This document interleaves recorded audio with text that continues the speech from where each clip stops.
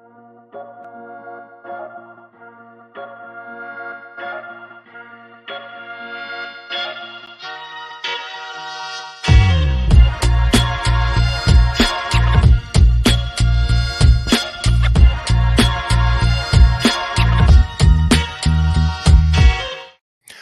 everybody. Welcome to Flicker Effect, episode 4.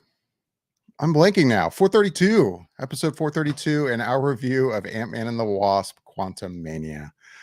Anyway, I'm David Lotz. Joining me for this one is Bobby Jackson. How's it going, Bobby? No, it's good. How you doing? I'm good. I did a little better than last week so far. Hey, last week was the ultimate rough start. This is way better than that so far. Yeah. Also joining us, Michelle Hillard. Hello, everyone. Hello. Hello. Hey, everybody. Hi. Hey. Hey there. Hey there. Hi there. Ho there. What a week it's been already. I feel like, did you guys have Monday off, or were you working that day? No, you had to work? Working. I'm sorry. Yeah, I had the day off. So it was kind of one of those things where it was like, do I want to go to the movies and see some stuff and catch up on some things, or do I just want to just chill and just take it easy? And I did opt to go see something, which isn't the movie we're talking about this week, and maybe I'll get to that some other time. But this week we are talking about Ant-Man and the Wasp: Quantumania. So before we start, actually, I wanted to get into some of the logistics of the movie itself and just read off a little bit of the information here from Box Office Mojo. It looks like over the 3-day weekend, it opened to 104 million. And I believe the 4-day total was around 110, 115 million, somewhere around that neighborhood. So for an Ant-Man movie, it did pretty well. I don't have the data for what the last Ant-Man movie opened to, but it was definitely less. The trajectory for the movies have been growing from the first one, so this third one is the best opening of all three.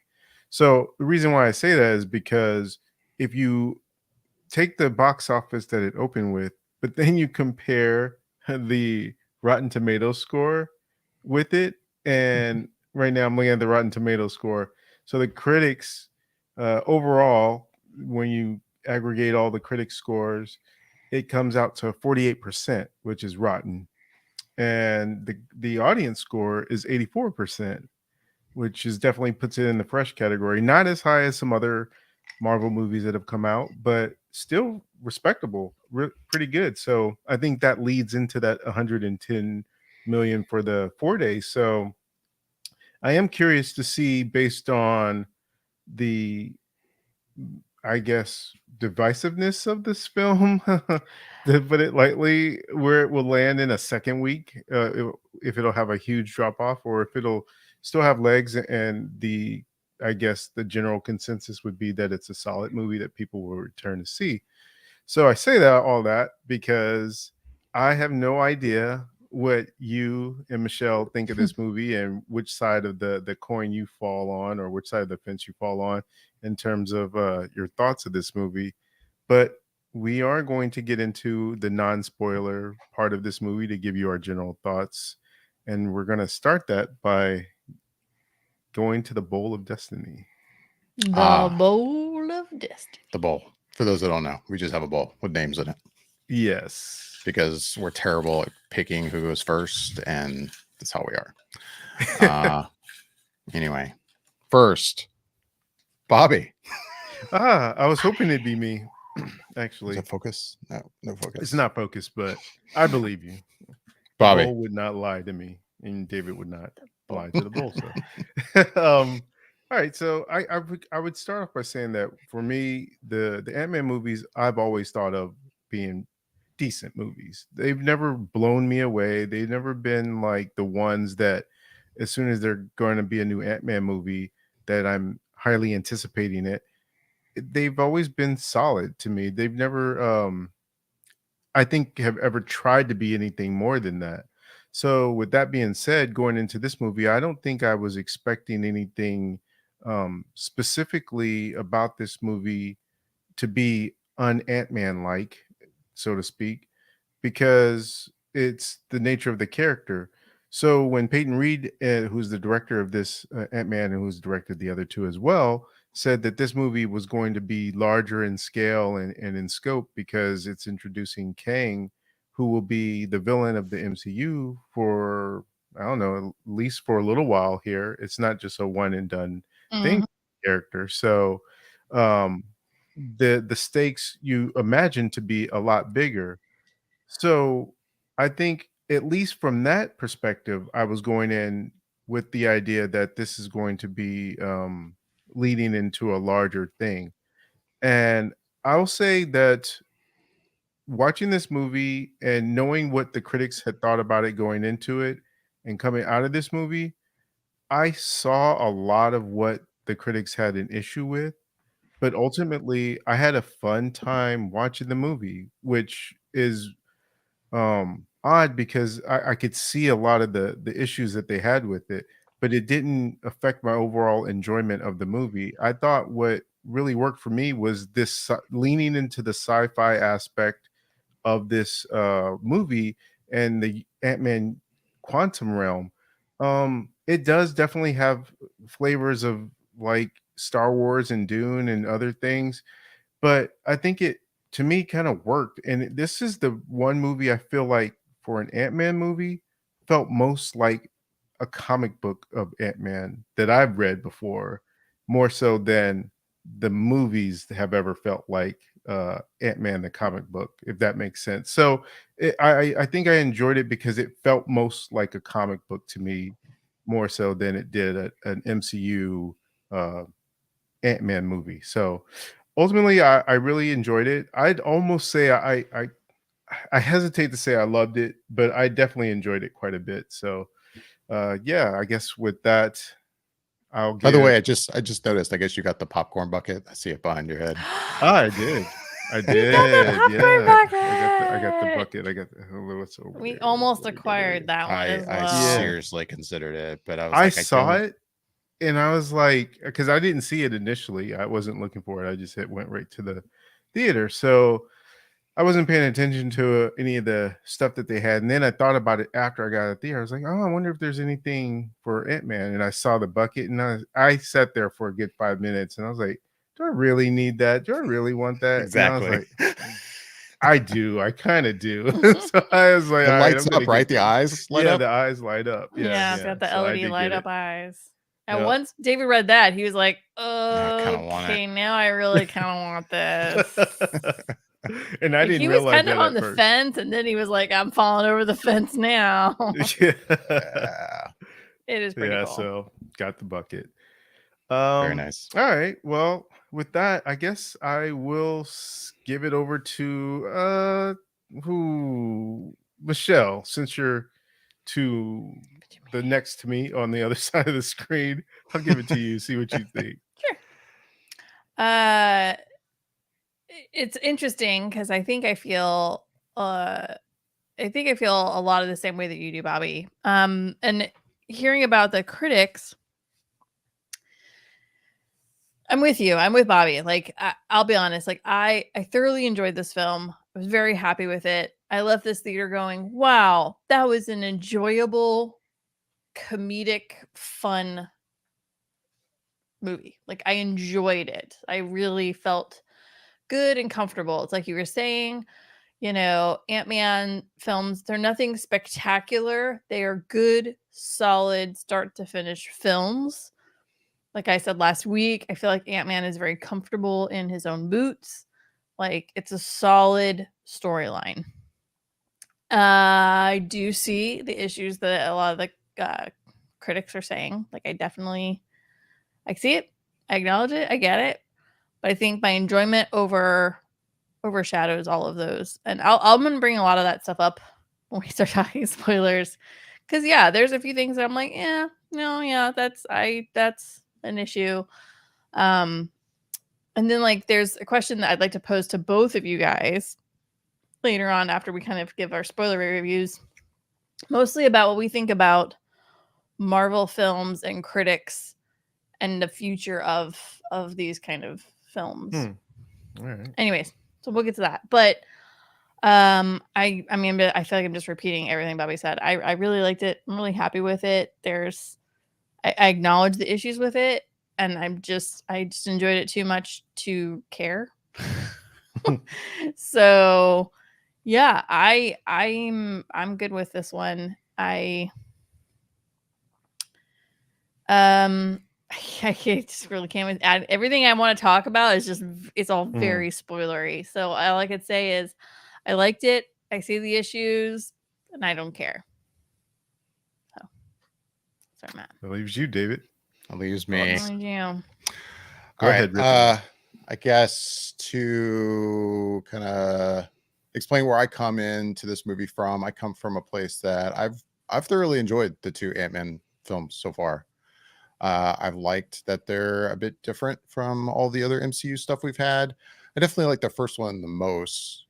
It's funny. I was thinking about it just, I think, yesterday. Like, I guess it's been a while since I watched Ant-Man and the Wasp. I mean, I remember it quite well, but it has been a little bit since I sat and watched that movie all the way through. And it probably feels that way because we just recently watched the first Ant-Man basically all the way through. Anyway, I liked both of those movies. So that's where I go into this movie from. I knew it was going to be different, at least from what we had heard and from what I could tell from the trailers, though I had never seen that last trailer, but I have now. I wish I enjoyed this movie so much as you guys, but I did not. This movie is, I walked out of the theater and I don't feel like I've changed much since then because it's been a week. We saw this opening night Thursday. Yeah. We're streaming and recording this on a Wednesday, so it's been about a week since I've seen it and I've had it to sit and think about. But yeah, I walked out of the theater and felt like it was fine. It was okay. Like, I didn't hate it. I don't think it's a bad movie. There's things in it I hate. Literally, there are things in it I can use the word hate. I hate. And there's things in it I like. But overall, the movie was just kind of fine, which for me means I walked out of that movie pretty disappointed. Like, I didn't want fine. And there are a lot of things that as I've thought about it, they get worse as I sit here and think about this and that. And there were things like right out of the theater, I was like, yeah, this is fine, but it's not great. And as a movie that is starting off phase 5, I don't think it's starting off things well. Again, I know I'm going to remind myself that I'm not talking about spoilers. So if I say that a couple times, it's just me telling myself, don't say spoilers yet. But the movie is, yeah, I don't know. I guess I'm kind of like you were just saying, Michelle, it's tough. Like right now, I'm not talking spoilers, like what I want to say about it. But as a start to phase 5, meh. I'd thought about this, like, last week we talked about our expectations of this, and I didn't mention this at the time because I didn't think about it until afterwards. But I went into the movie kind of realizing, I'm like, I haven't been that impressed with phase 4 overall. There's been stuff I've liked, but a lot of it's been kind of and I was going into this movie with this perspective of, this is actually, for me, emotionally, I feel like kind of important. Like,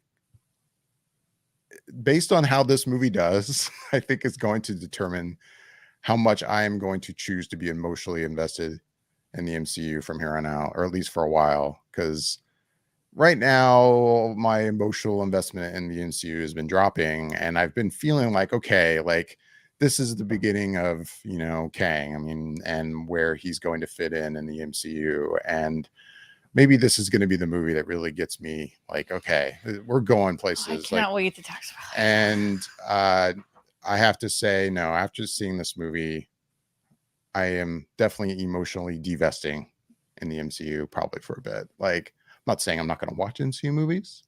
Of course, I'm going to go see them. Of course, I'm going to watch, MCU stuff on Disney Plus. But things are I've heard this line before. It's funny, we talked last week about that first review we saw. Like, what was that Rolling Stone headline? It was like, wasn't that the magic is gone, but like, oh, Marvel has lost its way. And I remember thinking like, has it though? Like, yeah, it kind of has. Like Ah. it really has for me. Like it is the glory days of the Infinity Saga.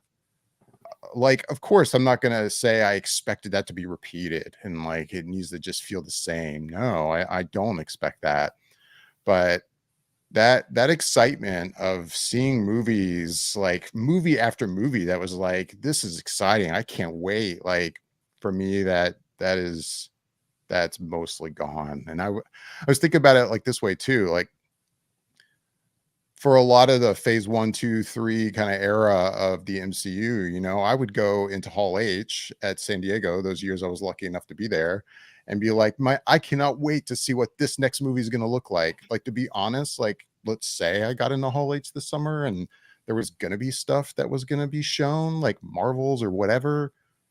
There's, it's doubtful I would be excited for any of it. Like at this point, like just not. So I'm like dying to talk right now. Me too. Like it's I you're am too. killing me, and I not am not too. because I disagree that you don't like the movie. It's because I want to be like, well, this is what I'm frustrated with, and I'm hoping what I'm frustrated with is what it is that draws you to where you are with this conclusion of this film. Sorry, I'm just sitting here like I just want to get together. All right. I'm ready. Well, Let's I do guess this. then, David, unless you have some more to say in a no, non-spoilery not way, really. then Basically, we can jump into the spoilers. I'll wrap up by saying, yeah, I think the movie is fine. Again, if I seem like I'm being pretty harsh, I don't think the movie is terrible, but I don't think the movie is exceptionally good either. You know, if the question was asked, would you recommend it to someone? I'd be like, it probably depends on who I was talking to. I'd be like, do you just want to watch something that's basically like a 2-hour Rick and Morty episode but it's not as good? Like you might enjoy that. Like, that's kind of where I am.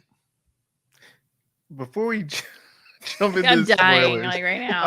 I have to say something to what you just said, David. How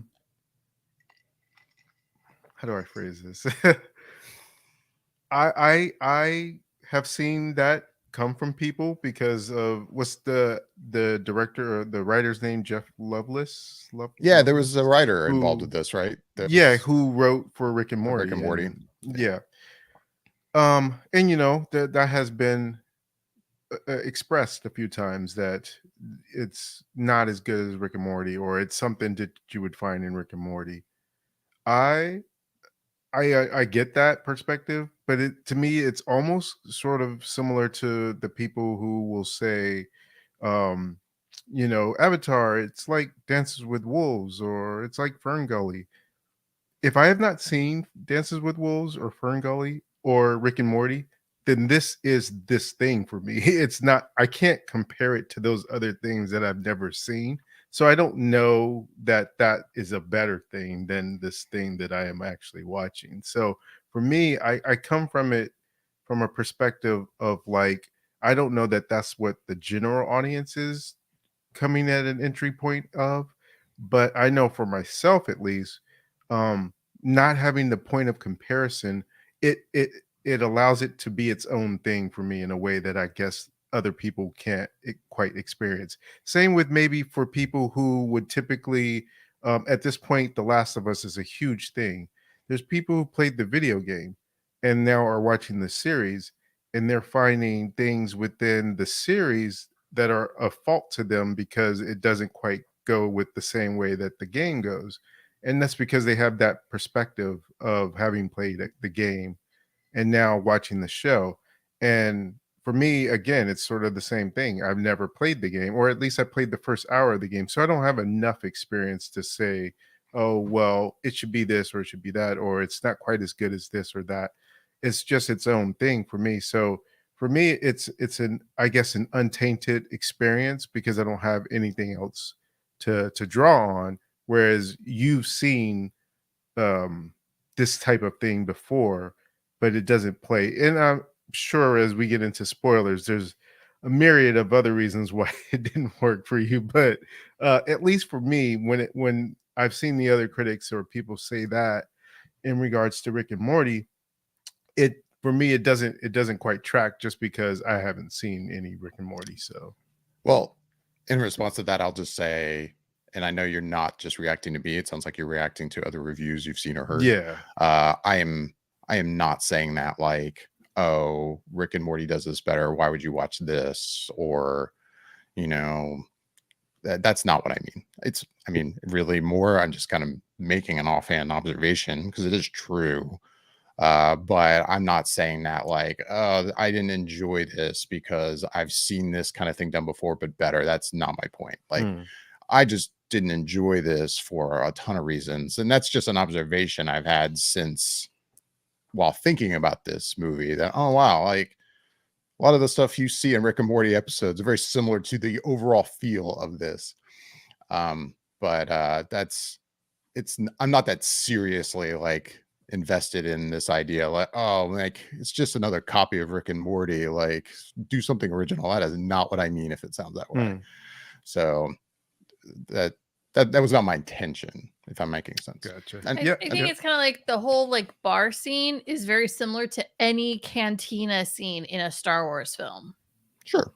There's like that is not a reason I don't enjoy this movie like whatsoever. Right. I'm more just making a random comment while saying it. Who would I suggest? You're just giving context to the feel and moments. Going, that's kind of like what I've seen in a Rick and Morty. Right. Like kind of like the canteen scene is kind of like a cantina scene in Star Wars. Like and then so while we're also still not talking about spoilers, one last thing that just came to mind that I did want to say as well. I've heard a lot of hate for the overall look of this movie. You know, with it just being this basic, it's a CGI fest. I mean, it is real people. It's like 92% CGI in a completely fake world. And I'm bringing this up because overall, I kind of agree that it doesn't look great, but I also feel like I've heard some kind of takes on it where it's just overall just looks terrible across the board. I don't think that's true, really. There were like scenes in particular that I was like, oh, wow, this really just looks like a scene from the prequels of Star Wars versus other scenes that were like, actually, this doesn't look that bad. And yeah, I know that they used the volume to shoot a lot of this movie or all of it, or I don't know, but there are times I could tell and times I couldn't. So I'm more middle of the road with the overall look of this movie. But yeah, I mean, are there also times that I'm watching this going, this is not believable to me that this is a real world versus like when I see Avatar where it's completely fake and I'm completely in, like that looks legit, like versus this, not so much.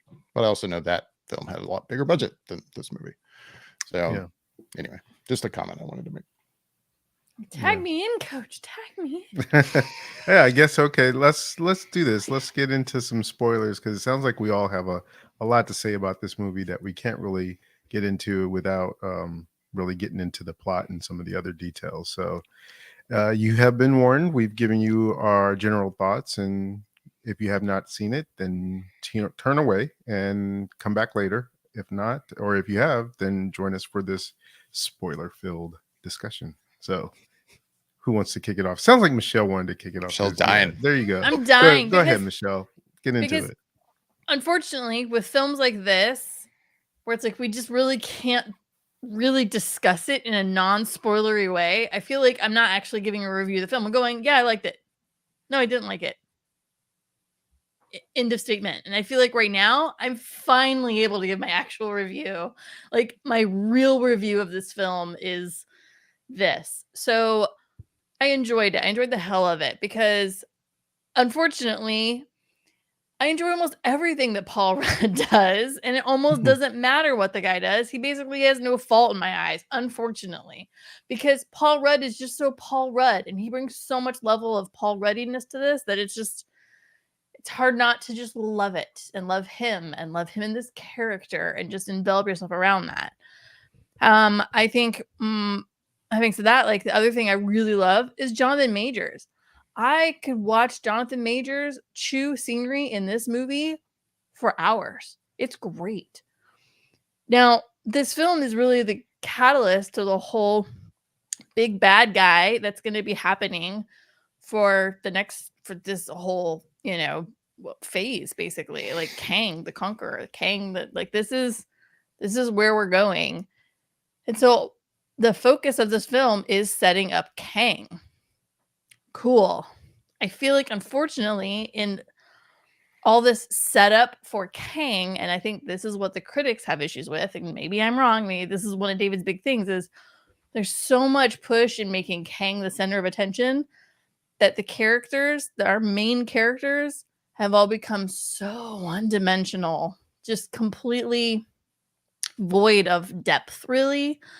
Unfortunately, like Paul Rudd's whole, or Ant-Man's whole thing, Scott's thing is, I have to save Cassie. I love my daughter Cassie. I have to save Cassie.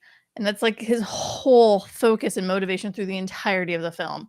There's not a lot of other levels. You really don't even get the level that he's in love with Evangeline Lilly's character. That I now can't think of. Hope. Right? Hope Van Dyne. Like, you, and then you get to Hope, and Hope's barely even in this. And what very little you get of Hope is she's trying to just really connect with her mother the whole time. And then the problem with, I think, Janet Van Dyne is that her whole thing is, I'm holding on to secrets and I can't reveal my secrets. And it seems like she's just holding on to these secrets just for the sake of holding on to them to help catalyst the movie forward slowly. And she slowly opened things up about it. So it's like secrets just for secret's sake. I'm like, okay. And then you get to poor Hank. And poor Hank is just so dimensional on, like, I'm Ant-Man. I love ants. This is what I'm doing with ants. Ants. And it's just so frustrating to watch this film and to see these characters that are really interesting, intriguing, and you get a small snippet of it at the very, very, very beginning of this movie. And then they're lost. There's just no additional things to these characters. Just kind of depressing. Because everybody's just so focused on Kang, which, again, I actually really like Jonathan Majors. I really like him as Kang. Like, it's great. And at the same time, like, Kang is not a bad guy that's out for vengeance. He is not out to try to, I think, mold anything specifically to his viewpoint. He's just a bad dude. And so you don't get a lot of major, like, information on a backstory of Kang, because Kang just kind of is bad. Like, so you're not getting a lot out of him, which I think is also kind of a downside to this film. And then you've got the whole introduction of Cassie, and it's like she's so mad that her dad wasn't around, yet she doesn't seem to be very understanding or try to help work in a relationship with her father of understanding and move past that. She's just like, nope, I'm a teenager. I'm mad that you weren't there. Have a good day. That's it. So I think that's probably, if I have a major issue with this movie, it's the fact that I think the characters just get really pigeonholed into these really tiny little character developments, but really aren't developments. They're just, I was gonna say, there's not much development. There's just no development. There's no nothing. And I think, unfortunately, because of that, I also feel like there's really not a lot of stakes for them. I think, and this is where I really want to talk to you guys about Marvel moving forward. And I think we're going to see it in a movie coming out later this year. But right now, like, I feel like, at least in this film specifically, Marvel is not, like, I'm trying to express this the right way. I think at no point in time was I watching this film, did I think I was going to really lose anybody. I never thought that anybody was in major danger. Like, I never actually thought that Cassie was going to die or get hurt, or Hope, or Janet, or Hank. Maybe Scott right at the very bitter end. But, like, there just doesn't seem to be any major consequences happening to help other characters with development. And so it's like it was this moment at the end where, I mean, I'm really jumping around here, but it's like you get to the very end of the movie and Scott is fighting Kang, and I'm like, okay, wow, we might lose Scott, and we might actually have some development in the characters moving forward. And that's depressing, and yet it's good. Like it drives the stories of these characters further and further down the road in other films, and it gives me more vested interest in them. Because right now, I haven't been that vested in this movie. And then on the other side, it was really cool. Like Hope comes in and she helps kick Kang's ass and save Scott. And on one side, that's great. But it's like they didn't like make the device on the other side like blow up and then nobody can get home. Like I feel like that could have been an interesting way to end the film, where Scott and Hope are actually just stuck in the quantum realm for a while until the other guys figure out a new device to it. Like there was no like emotionally like upsetting, nothing to really drive you into the connection of like, wow, this is really messed up, you know, like, oh god, oh, torture, you know, drama. Like, so that I think is what a lot of the critics are finding fault with. And I'm wondering if it's not just with this film, but like comic movies sometimes I don't think convey the depths of the characters as well as they do say in the comics themselves. And so like I have this horrible feeling that no matter what happens in the movies and all the Marvel movies moving forward, critics are just not going to be very satisfied. I don't think they're going to get character development and depth of character the way we have in the past, because we're getting to know all those characters. And I think that's one of the major issues that's happening here. And yet at the same time, I almost don't even care because I love Paul Rudd and I love seeing him in this film. And I love seeing Michael Douglas and Michelle Pfeiffer. And I think they're all great. As much as I love Bill Murray, the whole scene of them at the bar felt like they weren't even like in the same room together when they filmed it. It just felt really forced and it felt really weird and it looked really weird. CGI wise, like everything just seemed not quite right. It seemed very edited-y. And so I didn't like that part. And at the same time, I kind of like the bar scene because it kind of reminds me of Star Wars. So I don't know. That's kind of a mixed bag. But like, I don't know. I see the issues that are happening in this film. And all I could say is like, even though I see them, I still enjoy them. I still enjoy Ant-Man. And I have to say the ending where he's having this like whole like quintessential like little crisis in his head of like, oh my god, did we just make things a gajillion times worse?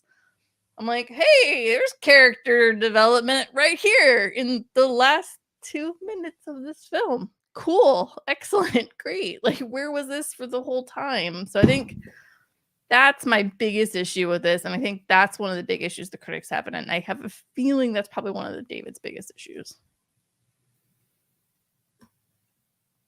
That was a lot. But I really liked it. Go see this movie. By the way, have you watched, I don't think you watched that final trailer either, right? Have you seen it since? I've not. I never seen it, and I watched it today for the first time, and because I had started to hear about the fact that like stuff and lines in that trailer don't appear in the movie, and I watched the trailer today, and I'm like, this would have been interesting. Like, because I mean, and hey, I've only seen this movie once, so maybe I'm forgetting things, and please correct me if I'm wrong, if anyone remembers something I don't.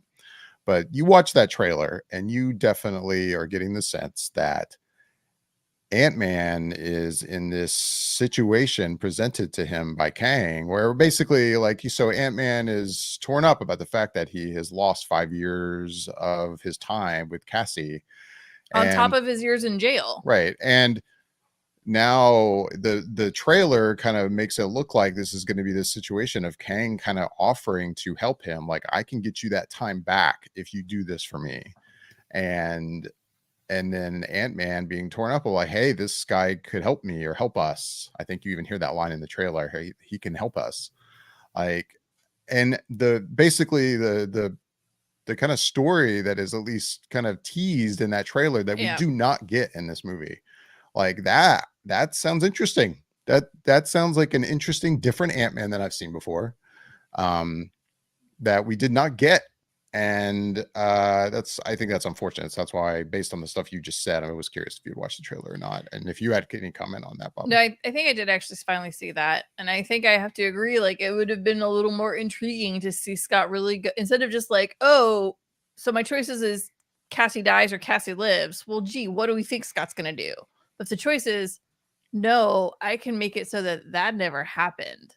We can erase all of that. We can take you back in time. We can do whatever, but we can make it so that that loss never occurs, and that'll make your relationship better. Like, Right. That's actually, because that's the whole point at the beginning of the movie, is that he's lost this time and he's sad about it and he wishes he could get it back, and that's why Cassie has this like unresolved anger towards him.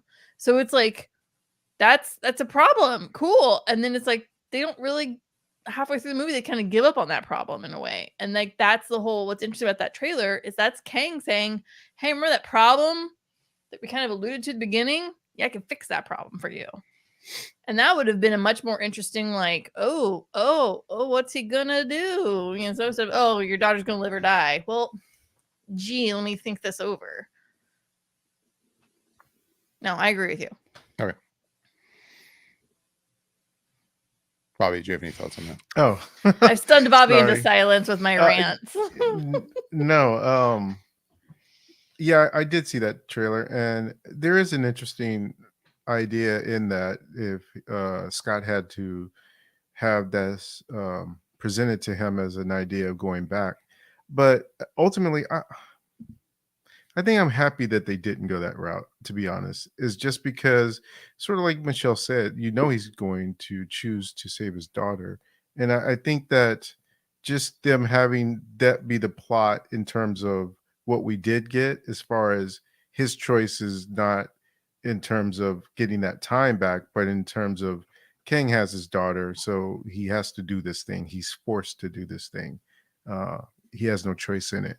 And so I think that I get why the other way would be more of an interesting quandary. I just think that the result would have been the same. So I didn't feel like if they had explored it, it would have been this big thing to chew on. It wouldn't have been a meal. It just would have been a quick bite, I think. It would within if they had used it anyway. So to me, I think that part of that also has to do with the fact that I do think that Scott's character has grown, no pun intended, over these past few movies to where his character is different. And I think that the crux, at least the way it seems like within the movie, and again, like you said, David, I've only seen it once, so I'd have to kind of go back and watch it again to see certain things. But while she does hit him a couple times with the fact that he wasn't there, kind of thing, to me it seemed like the bigger issue was that now that he's done all these things, he seems to be content with just where he is in life and not willing to go out and help others. That seems to be the main crux in terms of his character development for this movie, which I do think he gets to by the end of the movie. So I felt like, while you guys didn't see a lot of character development and things going on, I did see arcs for characters. Janet's character arc was the fact that she was so guarded, and by the end she's finally released all that she's had inside and able to cope and have a different type of relationship going forward with her daughter, because she doesn't have those secrets anymore that she's holding inside. So I mean, I see the development there. Maybe they didn't execute it in a way that felt better in terms of being able to watch this and get it. The only one person really I would say that had no character growth whatsoever to me was Henry, or Hank. I mean, he's just who he is. And it was just like Michael Douglas is just like, I'm just going to show up and run a few lines and be good. And But then at so the same time, how can we not love Michael Douglas in this role? I think he's so Right. enjoyable to watch, though. Like, I'm watching him, I'm like, Michael Douglas is just having a great time doing this. And that's Yeah. awesome. Like, I loved it at the same time. Like, even though I'm sitting here saying he really didn't have a lot of character development or character movement in this, it was pretty one-dimensional. I'm like, at the same time, Michael Douglas is having a great time doing this. And I but love that's watching him kind do of it. like the other part, the other side of what I wanted to think about or talk about too, is that like I don't know if you said it, David, or if Michelle said it, but within this time, we've gotten to know these characters already. I think Michelle said it, that we've already gotten to know these characters and they're established. So at this point, I guess I don't necessarily feel like there has to be a character arc for these characters either. That I just want to see them go on an adventure. They don't have to have this big angsty thing that they have to get over either, just for them to solve by the end of the movie. Sometimes that doesn't feel natural to me in a movie when some character has to go through this change, even though that's like writing 101, that there has to be this, progression of this character. But sometimes, character ends in the same spot that they started. But I think that for me, I didn't mind.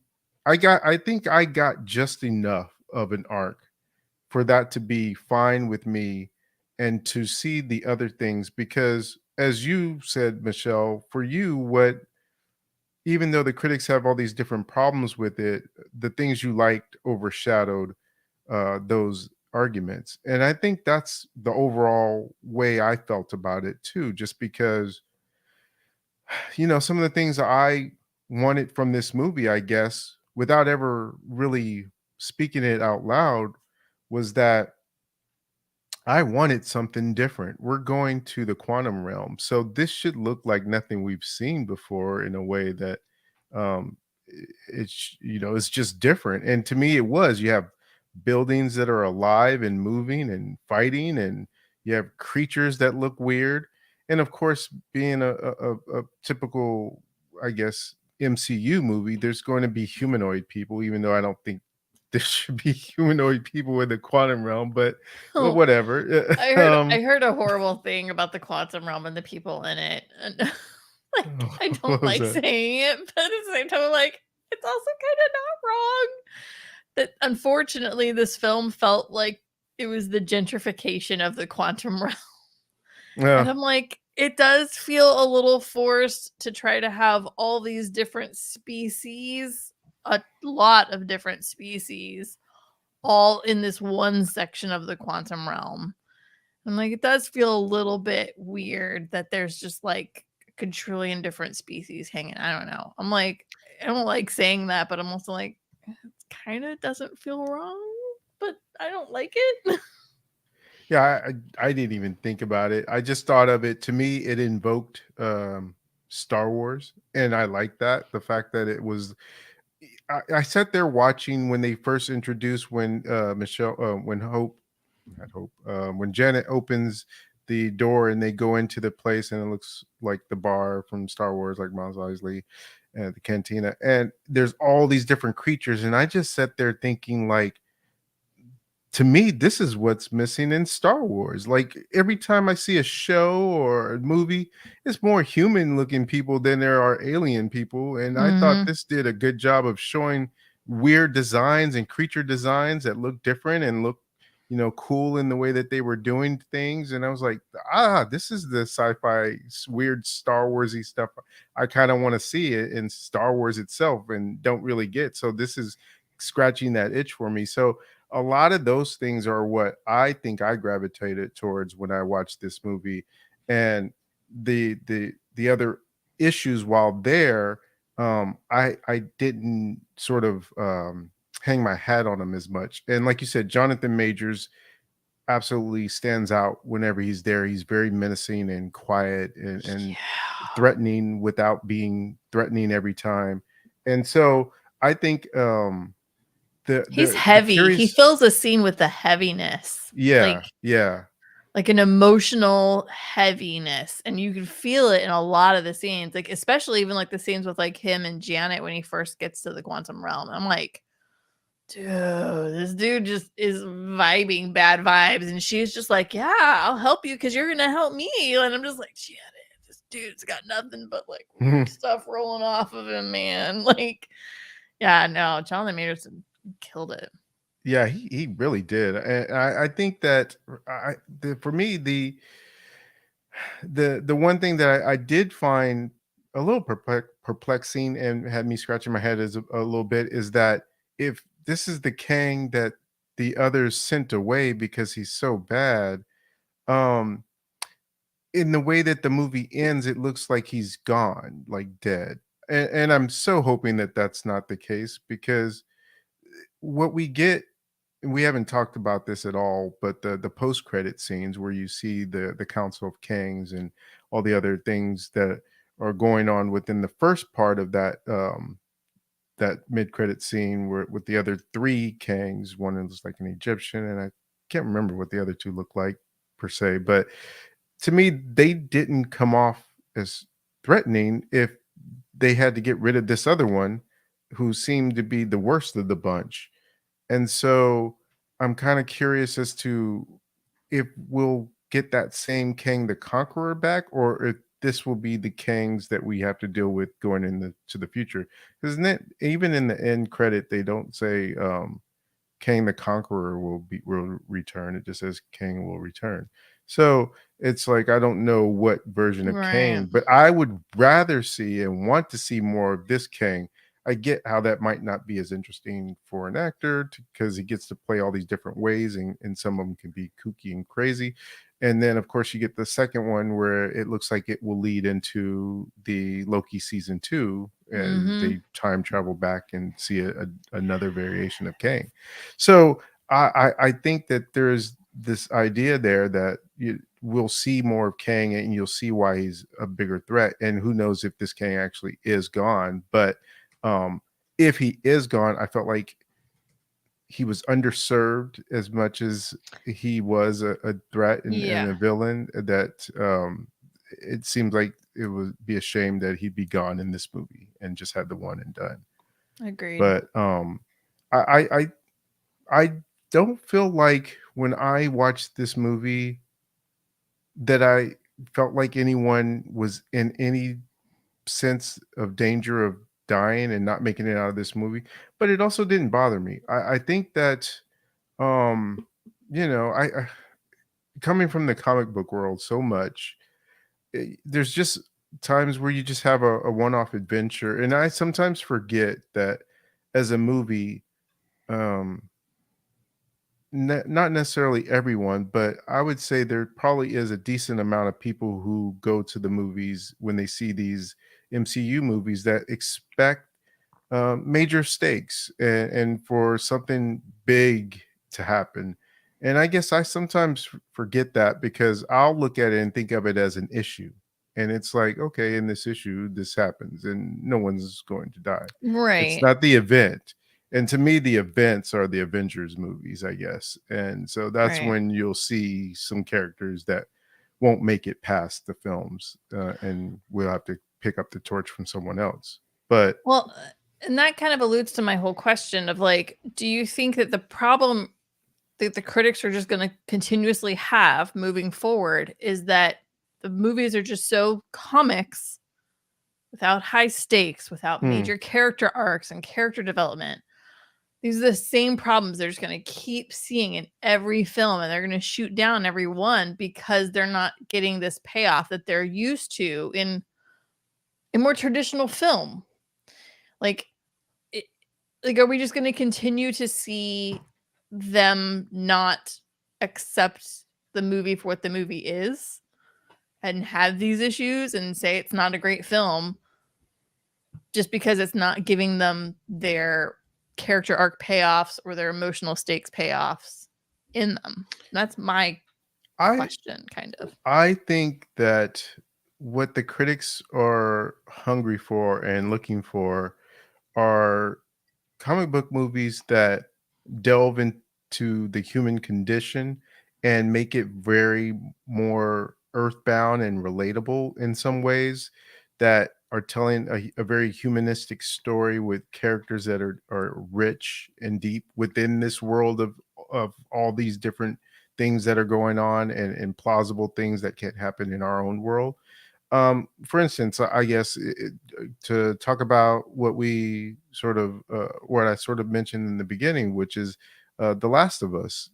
That show has got a lot of critical praise because they're not necessarily looking for infected every week to come popping out of buildings, and gore, and people getting cut up and dissected, or just the other elements that you might see from the game kind of thing. They're looking at it from a story point in terms of how solid is this story in this one episode that I'm watching?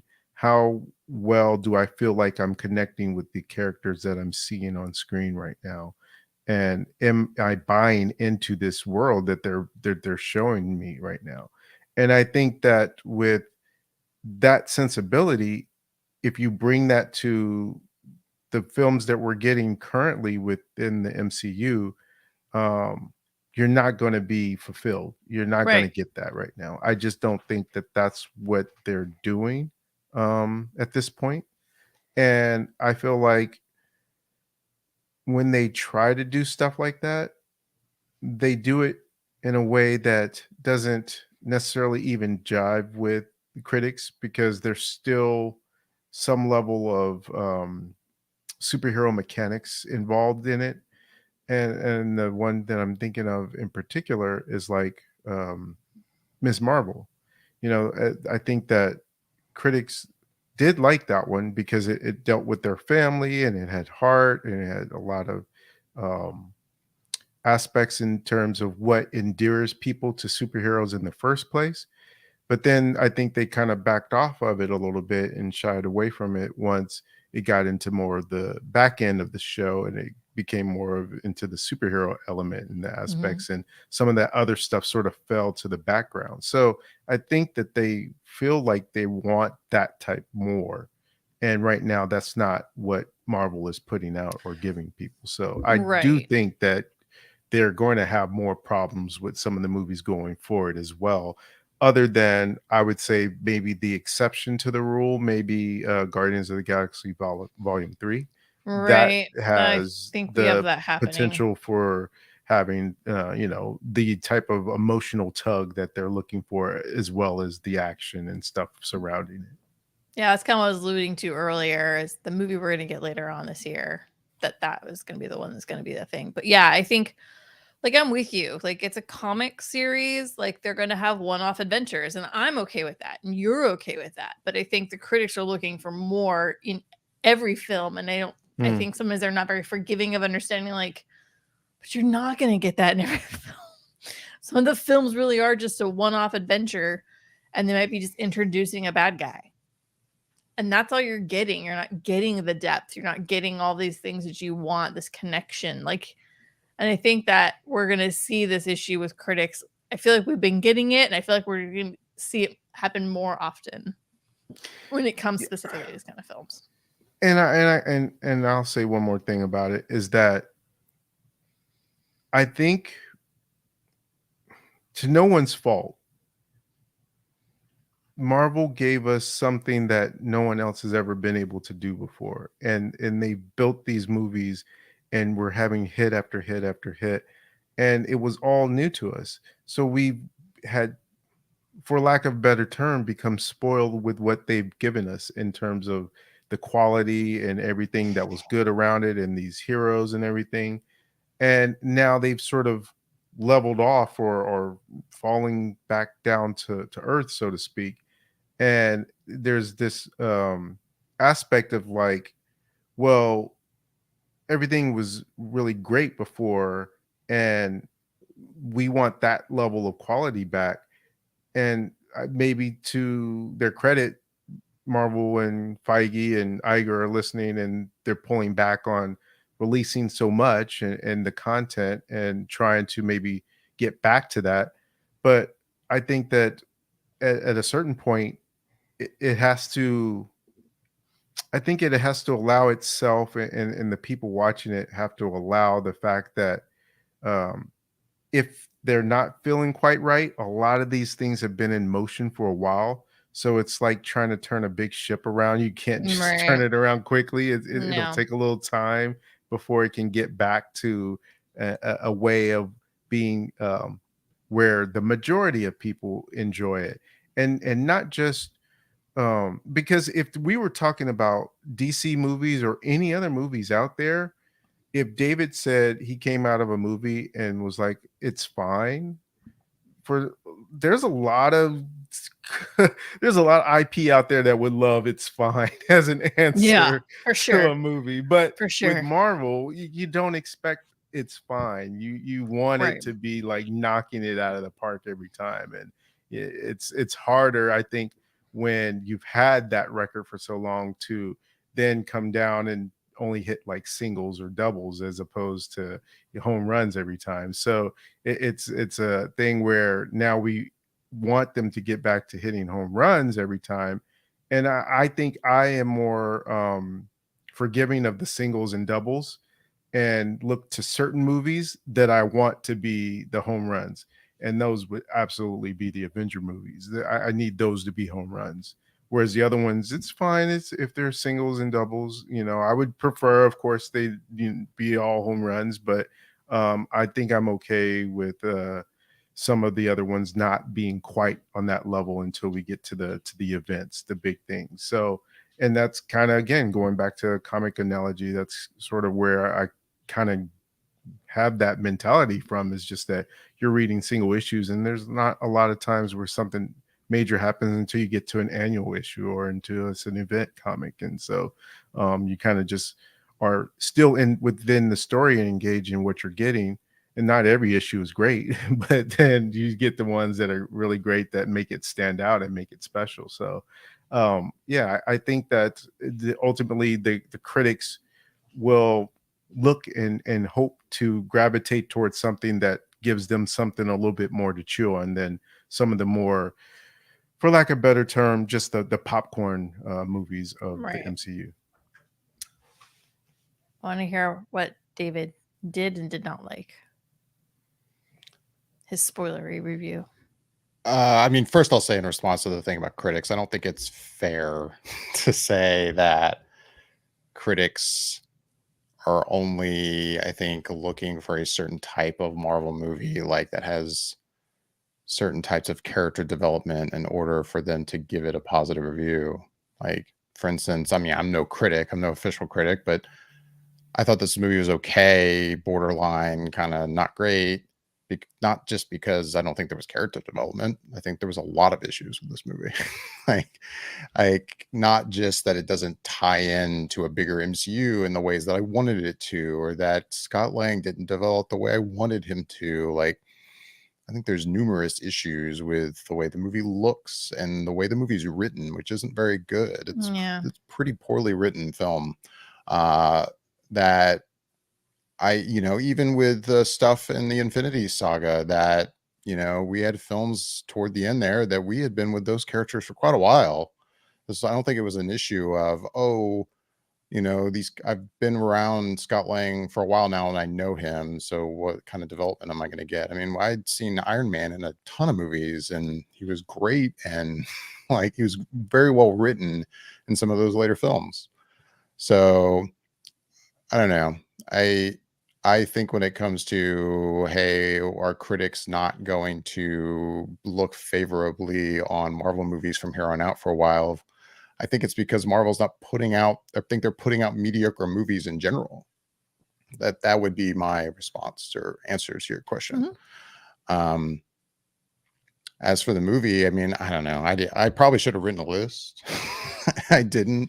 I mean, there was just lots of, I don't know. There was lots of moments I enjoyed in the movie. I will say too, you mentioned like you just enjoy Paul Rudd. I love Paul Rudd. I love him as Scott Lang and Ant-Man, and I love Paul Rudd in a lot of the other movies he's done. And yeah, this is a different kind of Ant-Man movie, and I don't have a problem with that. I want to be clear about that before I say what I'm going to say, but I didn't find him, like, his character that enjoyable in this movie. So I find it interesting that that's one of the things you love. Like, oh, you just love being around Paul Rudd, and I get that. That's cool. Like, but I don't know. There was nothing, I wouldn't say nothing, but there wasn't much about my experience being with this character and this actor in this movie that was like, oh, this is enough for me. I don't know. Like, if he seemed, if anything, underutilized. The Wasp is highly underutilized. Oh my God. Highly underutilized. I can't even begin. Sorry.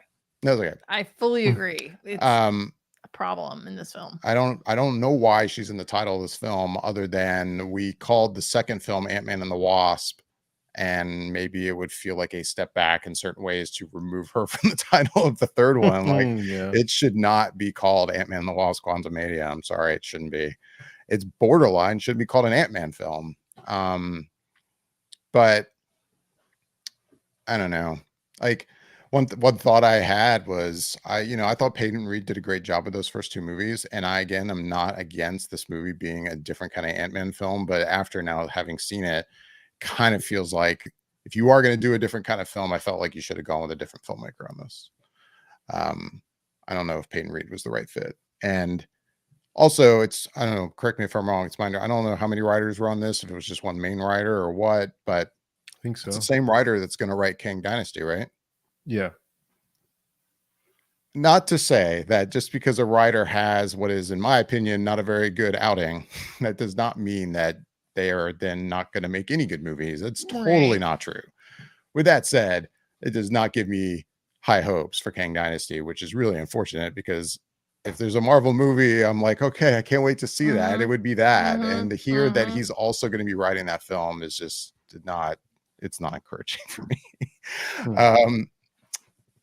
I don't All know. I could say is I hope that some of the writers in the Loki series, and if this second season is really good, I hope that some of those writers can get in on the Kang Dynasty writing, because the first season was really good, and I thought they did a really good job with Kang. I thought they did a really good job storytelling that whole thing. And so all I could say is I could hope that some of those writers get put on that project.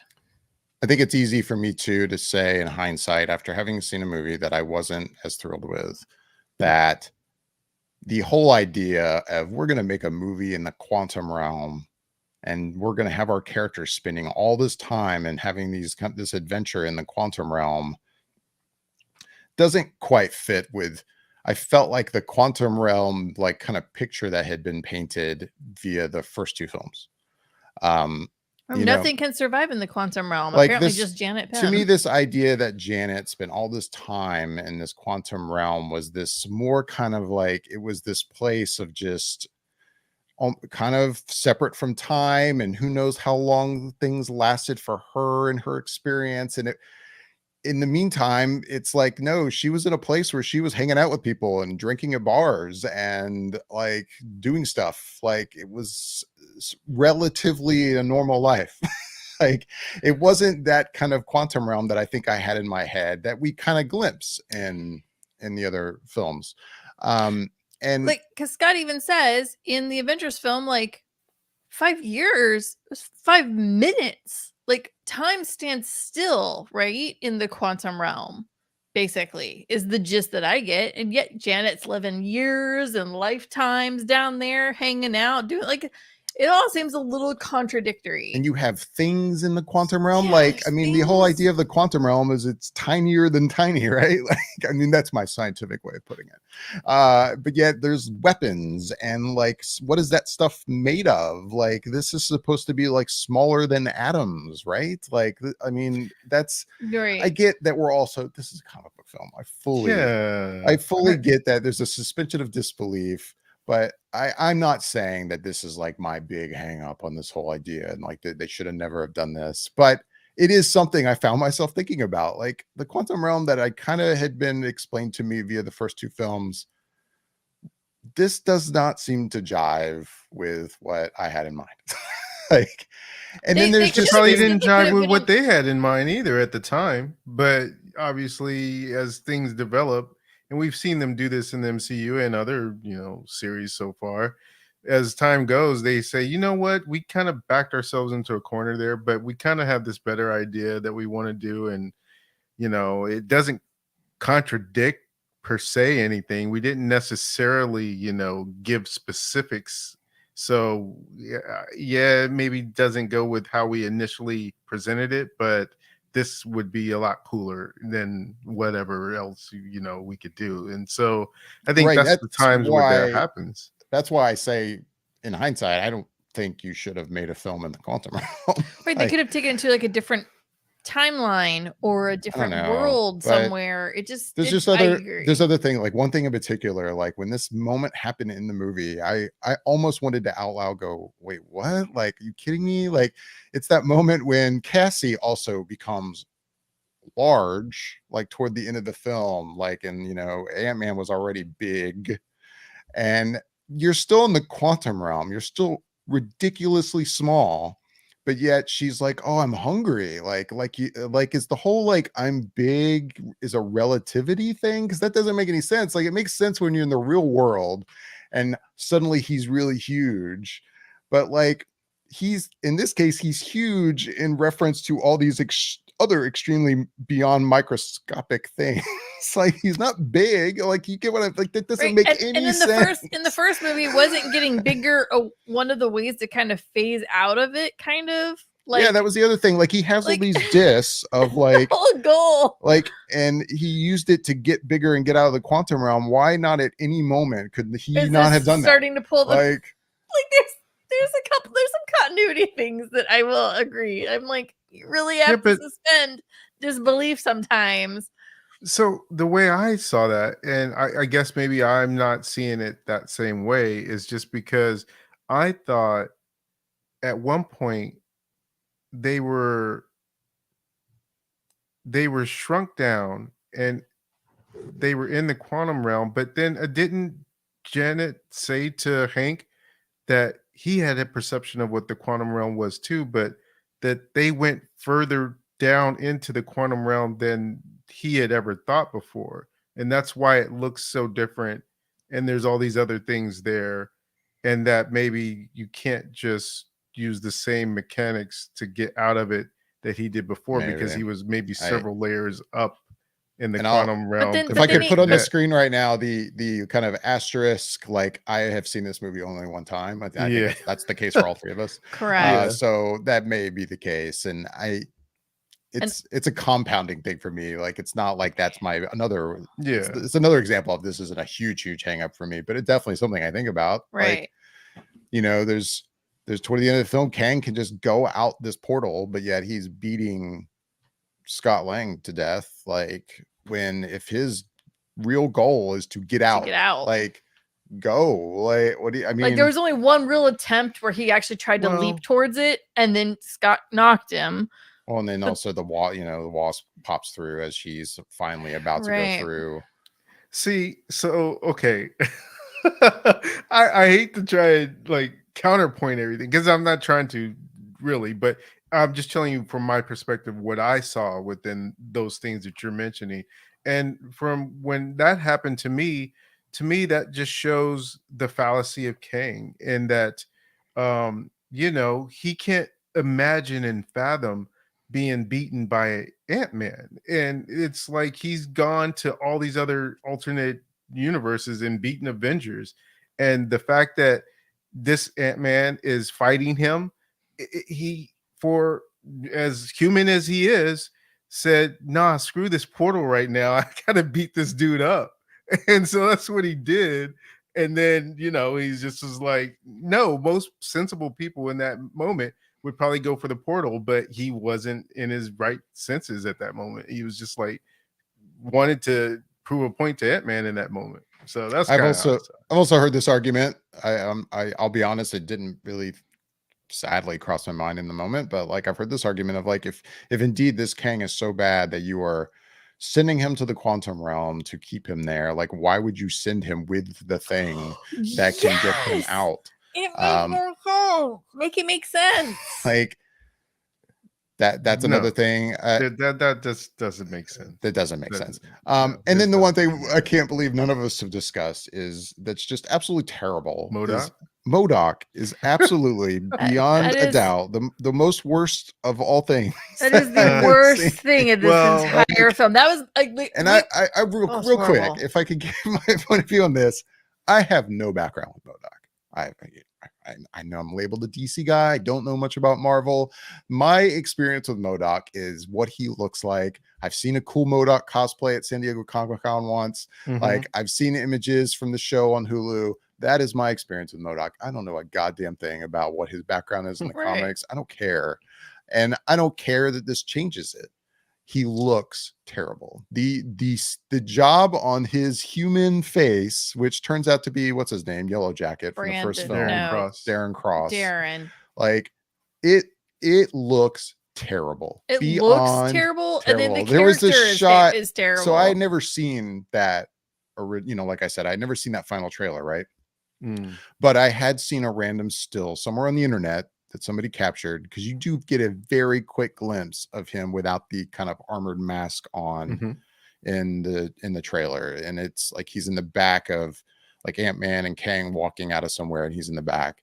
And I remember seeing that image going, I'm going to withhold judgment because this is some quick shot in a trailer. Right. Like, in the I don't context of the actual moving picture in the movie, it may look completely different, but this looks really bad. And I will say, when he like reveals himself, I was like, oh my God, it looks that bad. It looks so terrible. Like I've also heard that I've heard somebody say he looks like the face in the original Tron, the computer face, the stretched out. Like, it looks, and the character is just terrible. Like, I don't care if the whole Darren Cross being MODOK is different from maybe some source material, Yeah, I but wish I could care about that. at the same time, I hate it. I hate that it. he's back and he's MODOK, and it's just, everything about it is horrific. It doesn't make sense to me.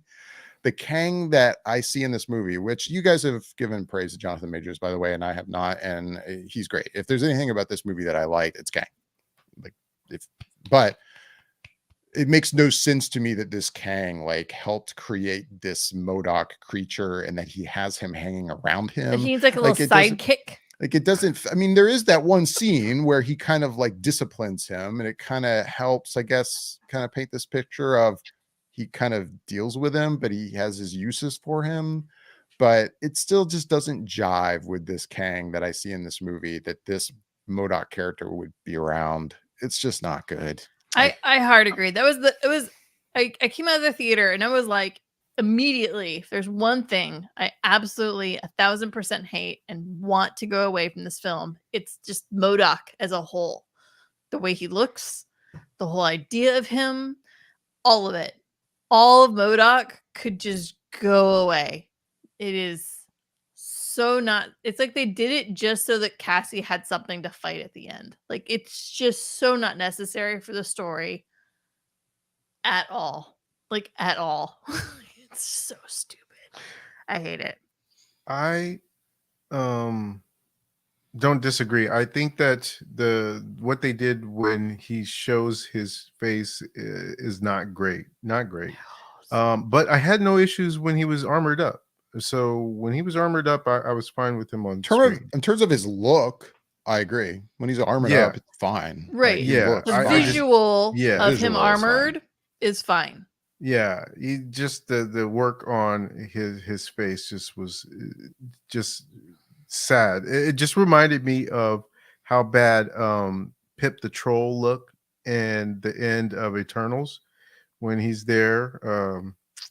It just looked bad, and so it's same with this. It just looks bad, and I think that the only thing that I could understand from, and David, you're right. We should just have a banner that I have only seen this movie once, but I think it should just be flashing at the bottom. Yeah, the only thing that I really glean from why Kang has him around is when Darren said that he helped Kang sort of build that whole city because he has expertise. He's smart. Darren is smart, so he had the know-how and knowledge to help build up that whole place, basically. And that was the only reason why I think he was keeping him around, as someone who had some technical skill and know-how. But other than that, there's no real good reason for really him to be in isn't. this movie. No. Other than just the fact that it tied her into the first one.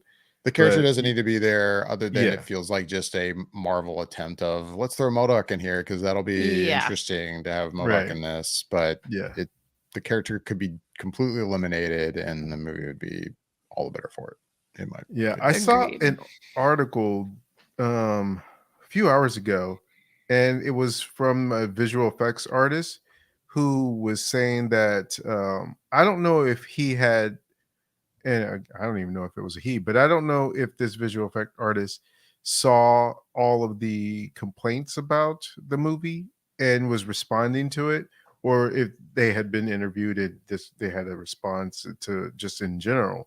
But they were saying that the issue with the effects in the movie came down to two things. One, um, the priority was Wakanda Forever.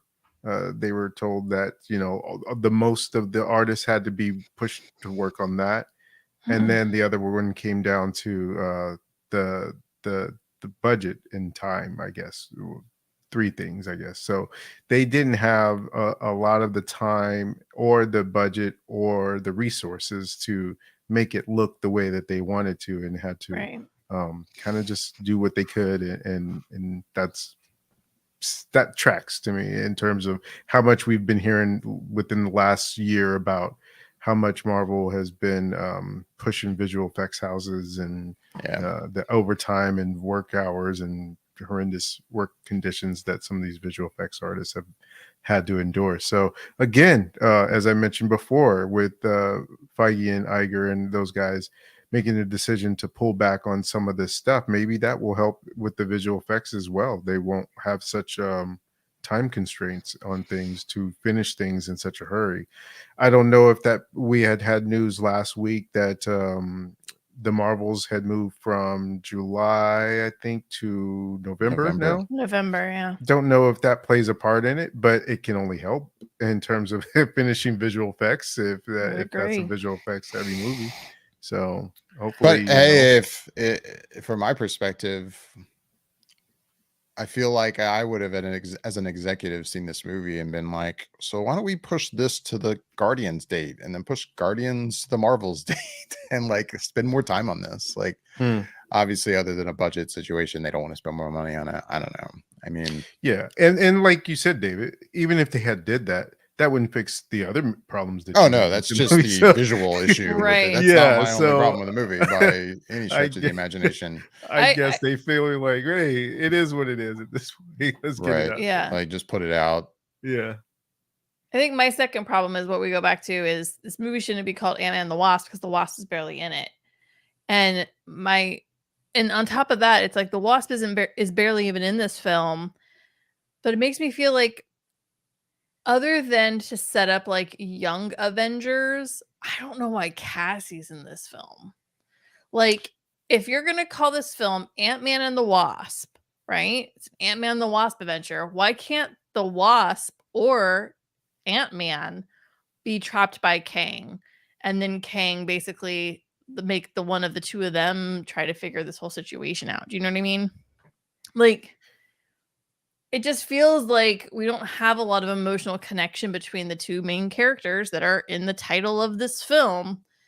And it's like, if Cassie wasn't the thing that was making Scott do what he does, then why not, if we took her out of that equation and put basically the Wasp in that situation? I don't know. I'm just trying to come up with like what would make it more, I think, actually the Ant-Man and the Wasp and the Quantumania. There's two things there. One, you stretch for, and the other is more believable. The first that you stretch for is that the title couldn't have been called Ant-Man and the original Wasp, because really it's Janet's story more than it is Hope's. So yeah, I guess she is the Wasp in this movie, really, in that sense. But that's too wordy of a title, so they still just call it the original Wasp. So right, there's Ant-Man that. and Janet. Yeah, Ant-Man and Janet. But the other thing is that also, and this is sort of that pull the curtain back kind of thing, but about around the time that this movie was probably filming, or at least starting to film, Evangeline Lilly had been very outspoken about her that is also vaccine it was a thing, beliefs and stuff. So there's also the idea that her stuff could have gotten pulled back in terms of how much. Why not remove her from the title? Because the thing is while we know, you're saying People that when would they're have complained, I referencing the think. Wasp, they're talking about Janet. Sure. Comic people, I think, are going to understand that. But if you're a general audience member going into this, you see Ant-Man and the Wasp, you're not thinking about Janet's Wasp. You're thinking Yeah. about Hope's No, Wasp. we agree Yeah, with of you. course. And like, so Yeah. it's just very like, you can't title it this and think that everybody's going to come to this conclusion. Like, it's so frustrating. No, and I don't think that's what they were doing. I definitely, I think this movie is being titled Ant-Man and the Wasp because these are right now, Scott Lang is Ant-Man and Hope is the Wasp. Correct. Yeah, Like, they that's can't why go it's called back. that. Yeah. No, they're definitely not pulling, we actually meant Janet. Like, no. Like, No. and I know about the Evangeline Lilly, controversy and Oh, stuff. And yeah. I could see that being a reason why stuff from hers maybe got pulled from the movie. And But then Musanna. to me, if you're going to do that, then pull her name from the title. Like, Then you need to be call like, this Ant-Man Ant-Man. Quantumania. yeah. Like, I think they were scared to do that because they get a lot of pushback, especially from women. They'd be like, I You recognize take the that name. absolutely. Yeah, so I Yeah. think that they were in that corner where they were like, "Oh, we just leave the name," and I don't think maybe some people will even notice that she wasn't in it that much. But Yeah. And I'm bitching about a title. Like, that's never a reason I dislike or Sure. like a movie. Yeah, Right, but I it's like almost Dial of it's Destiny. I'm almost still gonna hate misleading. that title. But it's almost misleading. Like when I hear a title that has two main characters in the title, I'm thinking that's kind of the focal point here. Mhm. And so, like, Yeah. I have to say, my assumption is that. Not that I like to go into movies with assumptions, but when the title has that, it gives me that assumption. Just saying. Yeah. Also, I'm not amazed by Cassie's character. But anyway. So yeah, no, I would disagree with you there actually. Like, yeah, I like Cassie. I thought Cassie was pretty good. I didn't know what I would think of that character going into it, but I mean, I'm not saying I loved the inclusion. And the recasting, I think, is fine. I mean, I think the recasting's fine. Sure. There's that purist part of me that wishes they could have just used the actress from Endgame. Yeah. But Catherine Newton, I think, is good in this Catherine Newton's movie. good. So, Yeah, I have a soft spot for Catherine Newton because first time I ever seen her, and probably maybe one of her first acting jobs, was when she I forget what season, but she first came on in Supernatural, and she was like a reoccurring character for different seasons, and she was very young at that time. But that's why I kind of like seeing her in this. But I think that I had no issues with her character, and I think one of the producers, I don't know if it was of this movie or if it was at Marvel in general, had been presented with the question of, are we building towards a Young Avengers?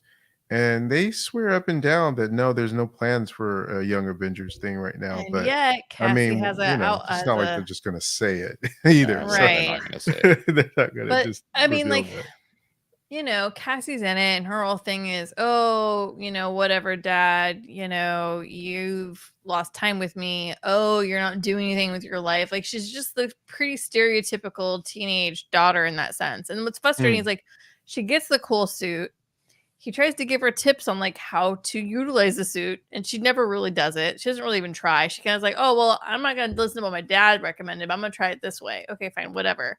It's like she gets the suit, and either A, the suit doesn't do cool crap, or B, it would have been cool to see her, like, stumble through, like, oh, wow, the suit does this. Oh, wow, I can do this in this suit. Like, there was no, like, fun, like, I'm learning the suit things other than, like, I'm big now. Well, yeah. Like, Dad can get big. Well, I got the impression that she had already had that suit, and she had been using it when they were at the dinner table in the beginning of the movie talking with Hank. Why didn't she do any cool stuff with it?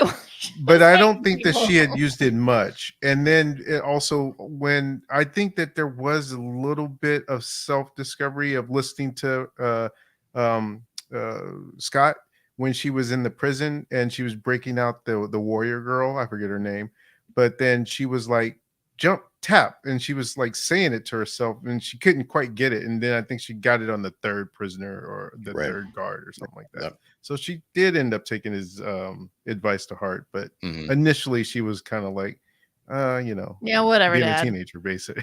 Right. It would have been cool if she could have been exploring the suit more, I think, in the fight sequence. Like, it would have been interesting. It'd have been like, oh, wow. Especially if she could have done something different that Scott can't do, or say, like, the Wasp can't do. Like, I don't know. It would have been interesting. I'm just saying. So, do you think you'll, David, see this movie again when it hits Disney Plus, or do you think this is a one and done for you? And go ahead. second part of that question, between rank these three movies: Thor: Love and Thunder, Black Panther: Wakanda Forever, and Ant-Man and the Wasp: Quantumania. Thor: Love and Thunder is easily the worst. It's not even close.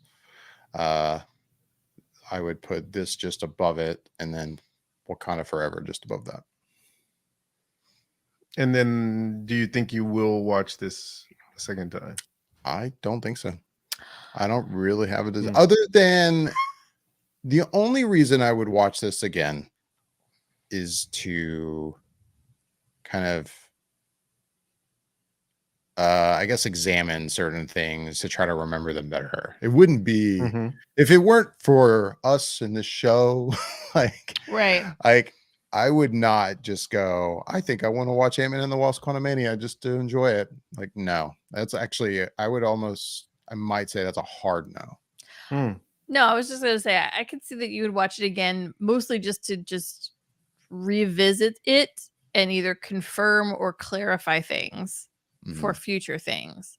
I could also see that you revisit it because, say, like, I know your daughter really likes the first two films. She really enjoys them. And I could see as she gets older, she could be like, let's have a Ant-Man and Wasp weekend where you'll watch all three of them in a row. Very specific excuse. It's a very specific excuse. I know. I'm just saying, like, I can see you rewatching it. But like, probable. It's probable because I will say, like, she enjoys the first two movies. Like, she likes them. But Bobby, you're asking more specifically. Would I just watch this movie because I want to see it again or not? No, I would not watch this movie just to. Real reasons would have to happen. Yeah, it would have to be specific reasons. Like, no, I want to basically have a rewatch to kind of cement my review of this, or my kids want to watch it, or stuff like that. Yeah. And and it's funny. Like, I say hard, like Love and Thunder is easily worse than this. I stand by that, but at the same time, at least artistically, there are things about Love and Thunder that are better than this movie. I would agree with that. I would agree with that. Like, it's not on the whole, Love and Thunder is just complete trash, but the story of Love and Thunder, I think, is trash. Yes. So I guess I've thought about that. I wanted to clarify, even though because visually, Thor: Love and Thunder, there's some really interesting stuff that gets done there visually, absolutely, and CGI wise. Like, it is very like, wow, this is cool. I like this. This is fun. This is interesting. But as a story, it's total crap. But yeah, I find myself in a place after Phase 4 in this. Just, I am going to need to be resuscitated into caring about MCU films, other than Guardians. I'm looking forward to Guardians. Just about to but Guardians also, from my perspective, feels like a standalone film apart from like the King Dynasty, a bigger MCU storyline, which I could be wrong. I'm sure there'll be some type of tie-in or something. Who knows? But to be fair, so was Love and Thunder. Yeah. But that doesn't, I'm not saying that like that makes it necessarily like it's going to be good. I'm just okay. It sounded like you were saying that might make it good because I've never felt like any of the movies need to be tied in or need to be separated. Like, if anything, I think that bothers you when it's overly tied in. It bothers me when that stuff is forced. Yeah. Like, I like tie-in, but I like separated. I like all of it. Like, but it needs to be done well. Like, I know that's been a complaint about Phase 4 that, like, where are we going with this? Like, do we have to be going anywhere with this right now? Like, let's just watch good Marvel movies. Now, the argument could be made that they're not making good Marvel movies, and I will be happy to make that argument.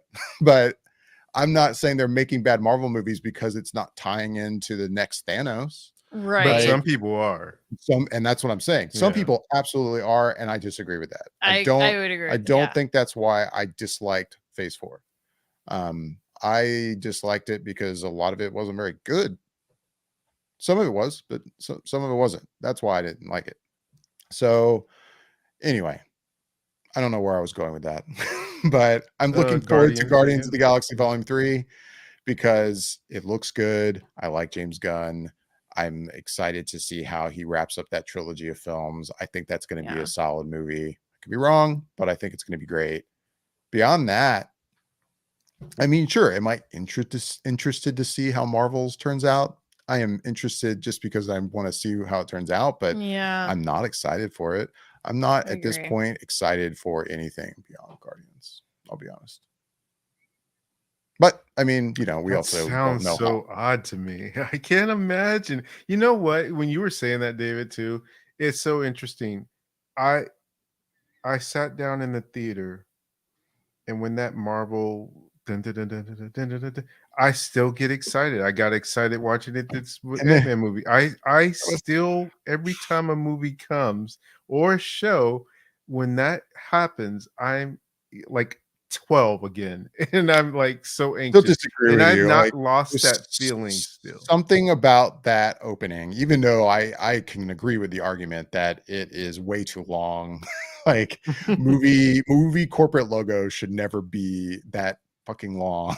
But at the same time, I love it. As a Marvel fan and as a fan of all this, it's great.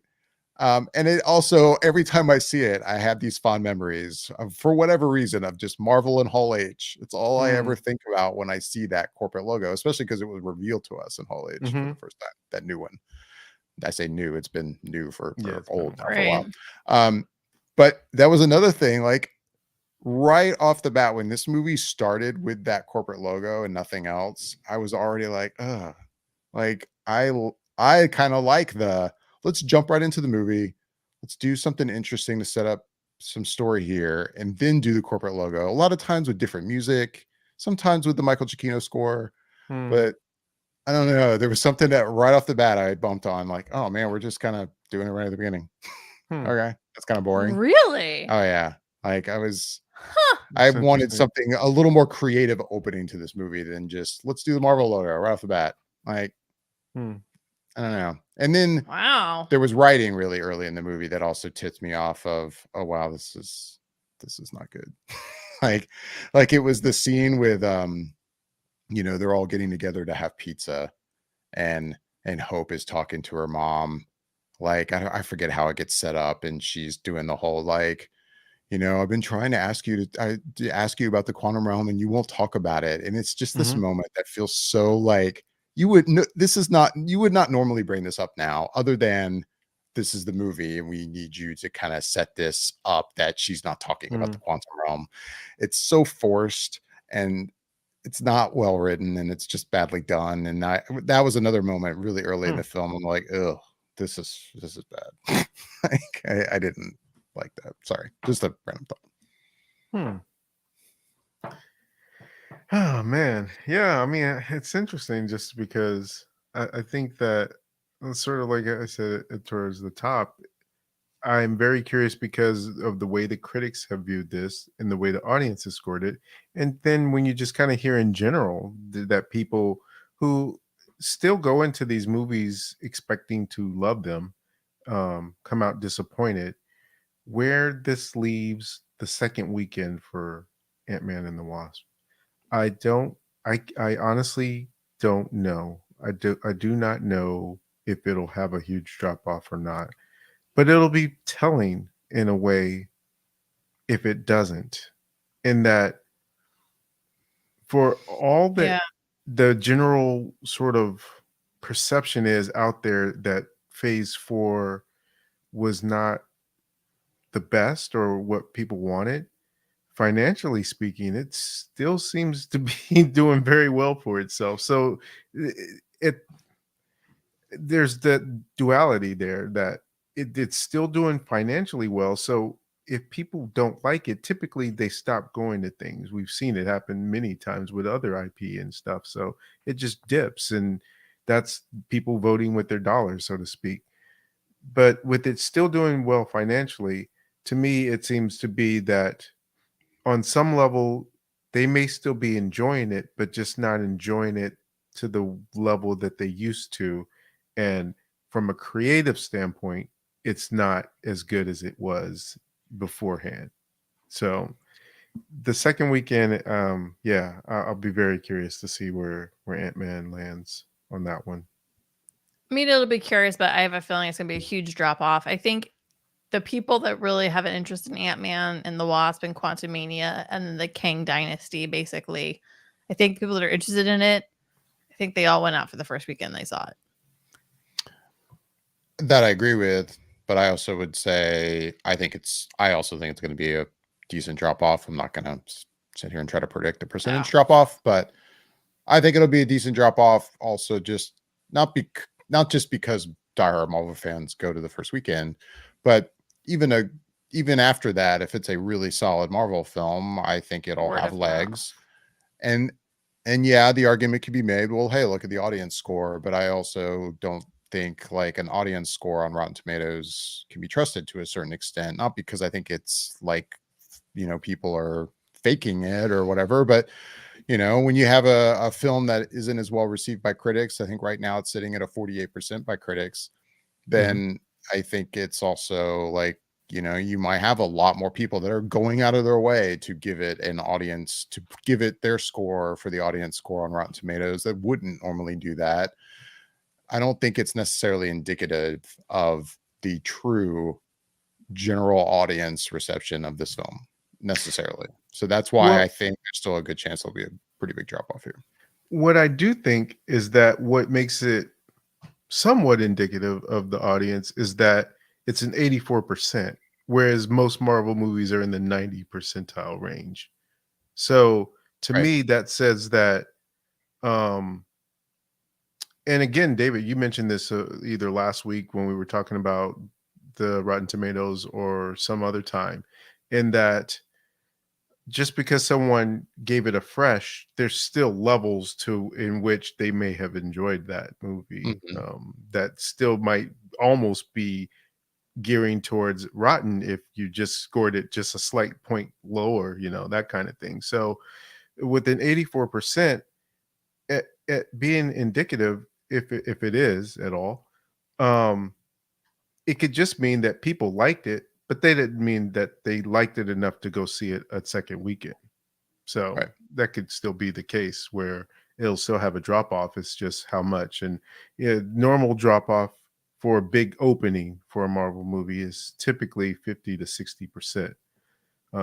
Anything above that is usually like there's people didn't like it. And I don't remember what Eternals drop off was, but I don't remember what it opened to either. So this one, I think, obviously opening to above 100 million, you would definitely be able to notice if it drops lower than 60% on it. Yeah. I feel like I'm forgetting stuff about this movie, but I think at this point, this is all. Well, I will say one more thing. Oh, there was one more thing too that just popped in my head, but go ahead. Well, I got two things, honestly, and they're really quick. For sure, I really don't know that Bill Murray needed to be in this movie, other than the fact that it was Bill Murray and he just kind of wanted to be in a Marvel movie. And then the William Jackson Harper, I guess he kind of just wanted to be in a Marvel movie. It's not like he saw the script and read what his part was and said, you know what, this is not something that I feel like you can get any actor to do this. I don't want to do this. Yeah, he obviously wanted to do anyone. Yeah, you could have. I mean, like, you could have gone to central casting and gotten random person. You totally could have, but he must have just wanted to be in an MCU movie. So that's the impression I personally would have used them in a different way, but right. Obviously he was okay with it. So no, I was going to touch on. I've heard this argument made. I think you touched on it earlier, Bobby, that you kind of hope that this variant of Kang is not actually dead. Because it's funny, I've heard this argument somewhere else, think you know where I'm going with this, Bobby. That oh no, he's absolutely dead. Like the council confirms he's dead. He's dead. Oh, Like, and I'm like, well, so like the council is yeah. just it's Yeah, it's just a their bunch of kings. impression he's dead. exactly. It doesn't mean Yeah. he's Exactly. actually dead. And I agree with No. you. Like, hey, there's lots of other variants, and maybe there's going to be another variant that's like, oh wow, I love this Kang too, and he's a great villain. But like, I fell in love with this variant of Kang as a villain, and I kind of Yeah. want to see this be the Kang the Conqueror variant that we Well- get as our big bad. And I don't necessarily agree that he's. I mean, we do not see his body lose life, and Right. you know, He just kind of disappears he into kind of it. gets sucked into that thing, and Yeah. Right. I've He could also become a heard part of it and be more powerful than ever when he, right. you know, who knows? And I mean, and coming from someone who knows nothing about it, I just go off what I hear from other people. Yeah. I've heard this argument based on, like, I guess this character that we see in that final post-credit scene, Victor Timely, Mhm. the post-credit scene with Loki, that, you know, I guess in the comics, like Kang kind of took that persona to after he had been defeated by the Avengers, like that he is actually the same variant that we had in this film, possibly. Yeah. Hiding. Right, hiding. Yeah. I think that's interesting if that's true. That is interesting that Loki would come across it in the second season, right, and have to either unveil him by the end of the second season or still not know by the end of the second season that would be Kang the Conqueror. because aren't the Yeah. statues that we see in the TVA afterwards like the same Kang the Conqueror statues? Like I have not watched Loki since, so please correct me if I'm wrong.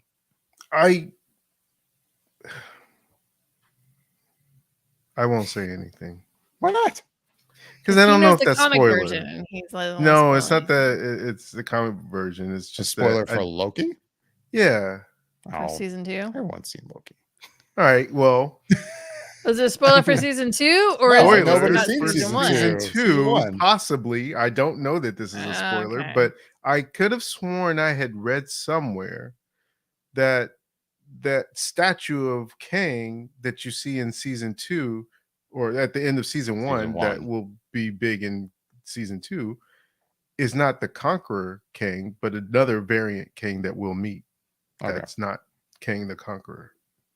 But you don't know. You're just saying you I don't think you know read that for sure. somewhere, No, but- I think I saw that somewhere. Yeah. I think what's interesting is so rarely do David and I ever talk about what we think about a film after we see a film, but this one we actually did. Yeah, you Mm. asked me on the drive home. And I think it's because you were just not happy with it. And so you were like, yeah, we can talk about this. I think when you're But happy you're the with one that brought it up. I though. did, but usually if I bring it up, yes, but if I do bring it up, like, and he actually does talk about it, it usually goes with he wasn't super happy with it. Mm. But we didn't talk a lot about it, honestly. But the one thing he said, he was like, I kind of wanted him to get it out. And I'm like, you Oh, know what? yeah. I'm not gonna lie. I kind of wanted him to get out. That was the other thing. Like I'm glad I you was reminded me kinda- of that. Like I was kind of rooting for Kang in a weird way because, again, I think the characters were so one-dimensional that I was like, I kind of want him to get out to go fuck up the world and just make shit crazy. to me, that's I thought about that. I'm like, is that a problem with this movie or not? But yeah, in the movie, I was not rooting for our heroes. I was like, I don't want Ant-Man and the Wasp and Cassie to defeat this guy. Like, I was yelling at him, don't beat up Scott Lang, get out the door, like go. Get in the Like, portal. you know, this whole, and there was a lot of moments toward the end of this movie that felt in this effort to make it a big kind of more epic film in the MCU. There was a lot of stuff that it felt like it was kind of trying to get this reaction out of the audience of yeah. And I'm like, it just, first of all, the audience was not doing any of that.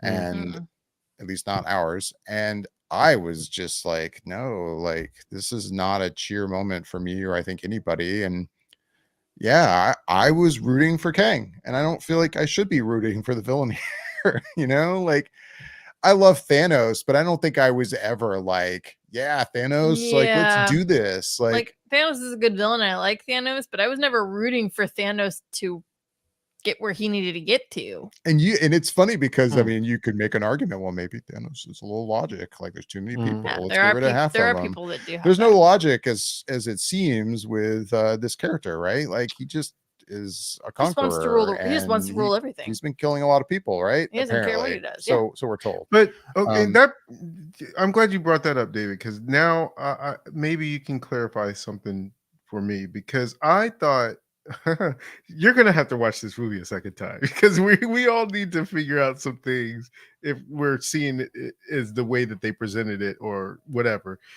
I thought in the movie Kang said his motives for what he's doing is because I think it's because from what happened in Loki, we've got multiverses that are being created again, but now he wants to destroy all of these multiverses timelines and just make one timeline again. Isn't that what his thought process is for why he's doing what he's doing? I don't remember. His whole motive is that not only does he doesn't want all these additional timelines, he doesn't want the other Kangs being in charge of them. He wants to be the one in charge of all of them, and if he can't be in charge of all of them, he'll just make one of them.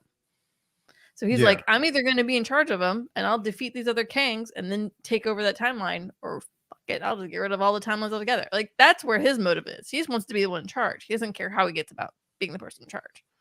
That's what I got out of it. Yeah. So, and then that's what I was thinking too. So that for me, it's like his motive of making the one timeline. I felt like if that is the case of what he was trying to do, kind of goes back to what He Who Remains was trying to do, and keep that one timeline, because multiverses get messy and they cause more problems. And in a way, that was what the TVA, right, as that Time Variance Authority, correct. TVA is, their purpose is to trim these, timelines as they pop up, Snip them because down, of the issues that they would cause with incursions, because you can't have all these timelines, because they'll start to crash into each other, and that'll make it even worse. So again, not saying Thanos was right, but from a different point of view or perspective, maybe from that perspective, what Kang is doing is correct, because the other alternative is worse in that sense of these timelines and these Earths crashing into each other and destroying people. And he's thinking in his way that he's just removing it in a much cleaner, more efficient way. So again, I'm not siding with Kang. I'm just saying I think that might be his thought process and why he's doing what he's doing. I think what we're saying is, when we're rooting for him to get out, is it's like, maybe if he gets out, then this movie's going to get elevated to a more interesting level. Like, he can get out and Nick is still in the movie when he gets out, but it's like, oh dude, oh shit, he's out and he's in our timeline. Like, you know what I mean? Like, dun dun dun. I more personally mean it just in the context of the movie. I was not siding with the characters I felt like I should have been siding with. It's not so much that I was like, I just want to see what happens if he gets out. Like, it really wasn't that, even though that is interesting to me. It's more like, I like this guy and I don't really care about these people that I love. I love Scott Lang and him, Paul Rudd as A-Man. I love these guys, but I don't know. The movie didn't do a good job of having me root for them. That's what I mean. Also, another thing I thought about, I don't think the movie does a very good job of, is finding a good creative way to kind of explain to the audience at least enough about Kang, like his his power set and such. Yeah, it doesn't really dive into.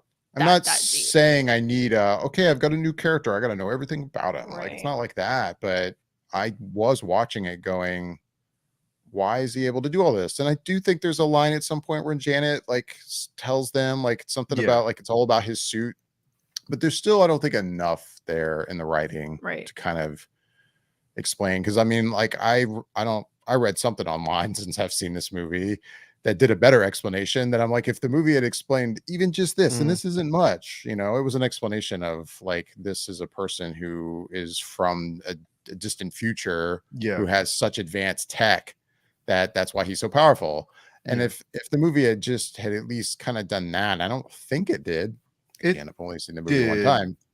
slightly, but like in a throwaway sentence, almost like same I feel breath like as there was she a was lot saying of the other thing.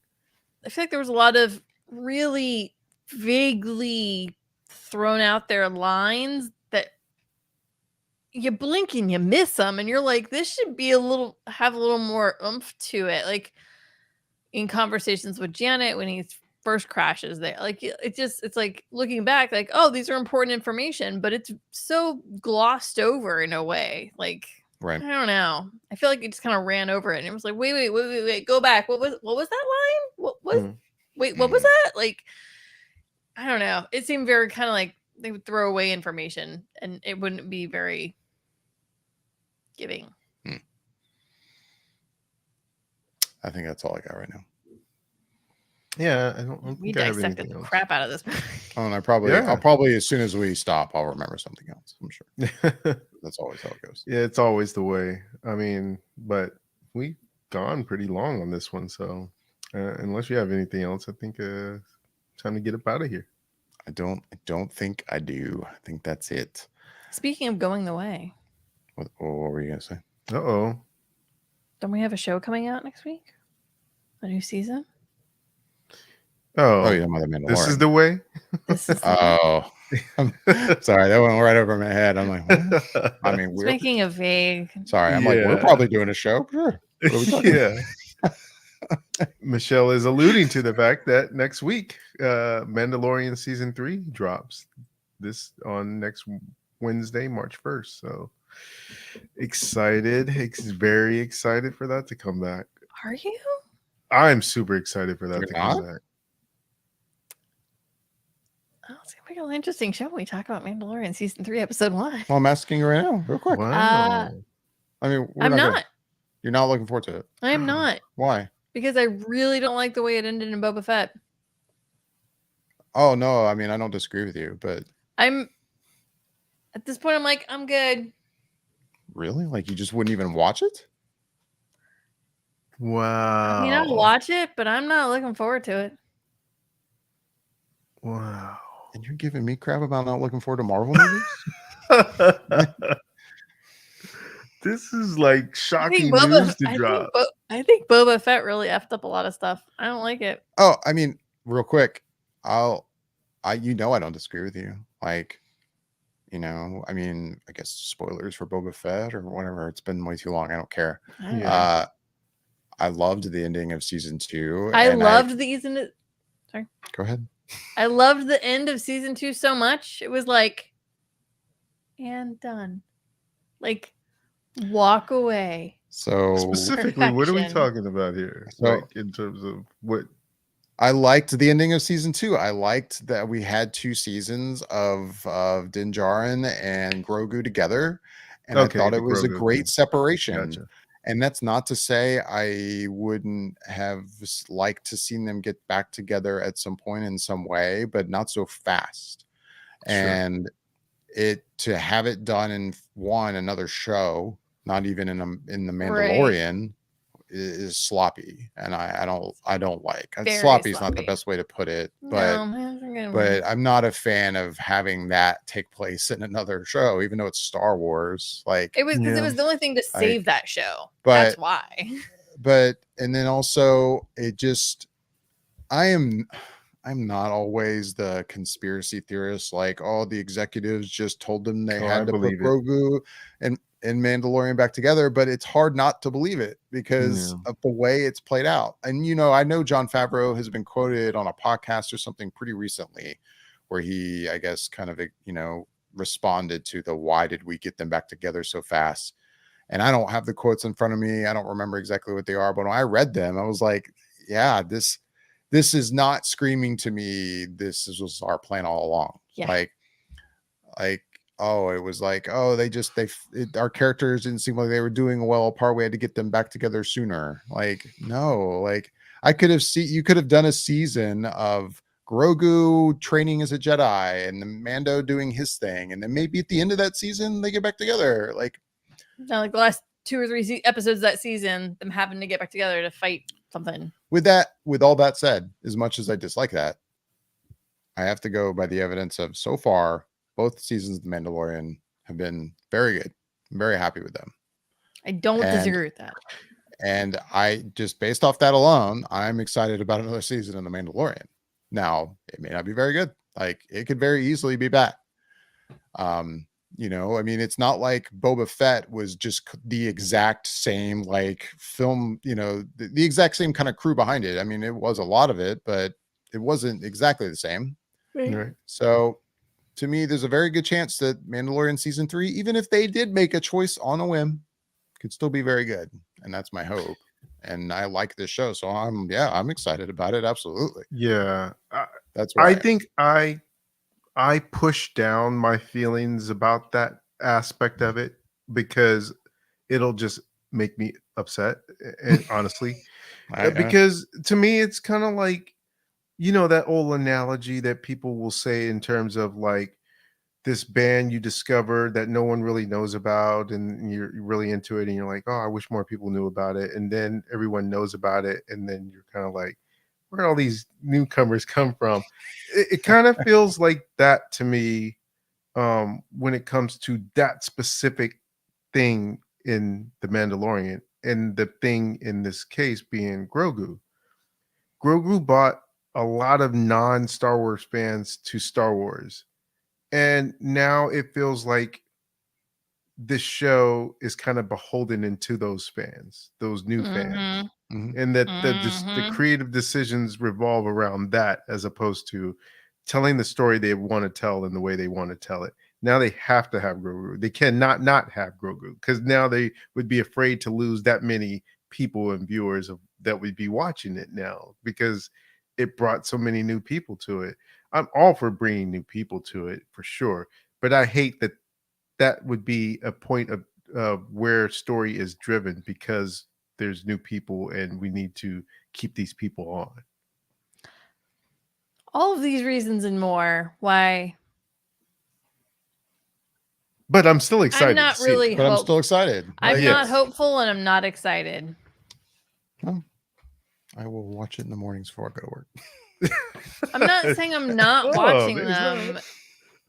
If anything, I'm watching them. I don't want things to be bad. I want things to be good. So I'm going to watch them in the hope that it's going to be good. Do I think it's going to be good? No. I think it's a lot of Grogu fanfare. I think it's catering to this group of people that just wants to see the baby Grogu show. I think the story was really great. And then I think they mess with it for the fans. And it really upsets me. And I really don't it's like, I don't get it. I mean, I get it because it's money. It's always money. But like, I don't get it from a story point. It sucks. It sucks. I think the first 2 seasons of The Mandalorian are great. Highly enjoyed them. I was very happy to say that was fun. I liked that. That was good. A little sad it's over, but I'm okay with it. I was there. I was like, oh, now we're just stretching it. Oh, like you're saying it like you just wish the show had ended and then the show would be done. Yeah. I think all of this is just for money and fans. Well, I mean, of course that's what I don't disagree with that. But you know what I mean? It's literally what Bobby was just saying. It's this whole like, you know, just make the fans happy for Grogu. Cute Grogu. I mean, obviously we're not disagreeing to a certain extent. It's just bothering you more, I guess, than maybe it's even bothering me. And it bothers me quite a bit. Like, trust me, I borderline hated Boba Fett as a show, and I hated that those 2 episodes had to exist in another show. But I hated that they got back together. Yeah. Like, there's so many. Yeah. Like, absolutely. But I still enjoyed the show. Now, hey, if I'm 2-3 episodes in and I'm like, oh wow, they've jumped the shark, this is terrible, then but as a fan, I'm still excited to see it. Yeah, That's where I'm I not am. even thinking about the Grogu stuff. I'm thinking about the Mandalore stuff. That's Yeah, coming that's the and stuff I'm excited all this, about. Like you know. the dark saber and Yeah. the Mandalore stuff and that drama that is obviously going to be happening in this season. And that Mhm. is sounds very interesting. Oh, and that's Yeah. why I'm excited for this show. Right. Yeah. Like, I'm not, but it's like it's hard for me to get excited about something that like I fear that it's just gonna be more of the same crap. hope not. Fingers crossed. Yeah. That's, Although that's more what of I the same crap in this sense would mean that it's good The, because the other Boba Fett stuff. Oh, the Boba Fett. No, I don't think it'll be like that at all. am. Not No, with Filoni and Favreau No. hands on with that. No, I just don't.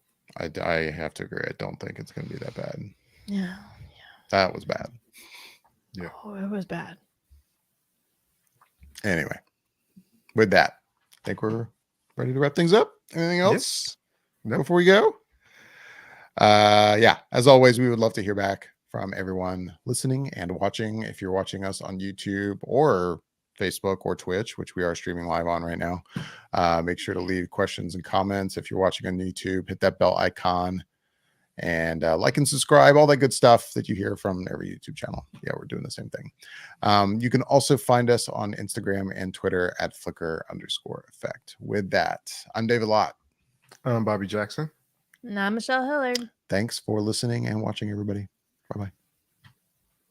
Go Mandalorian.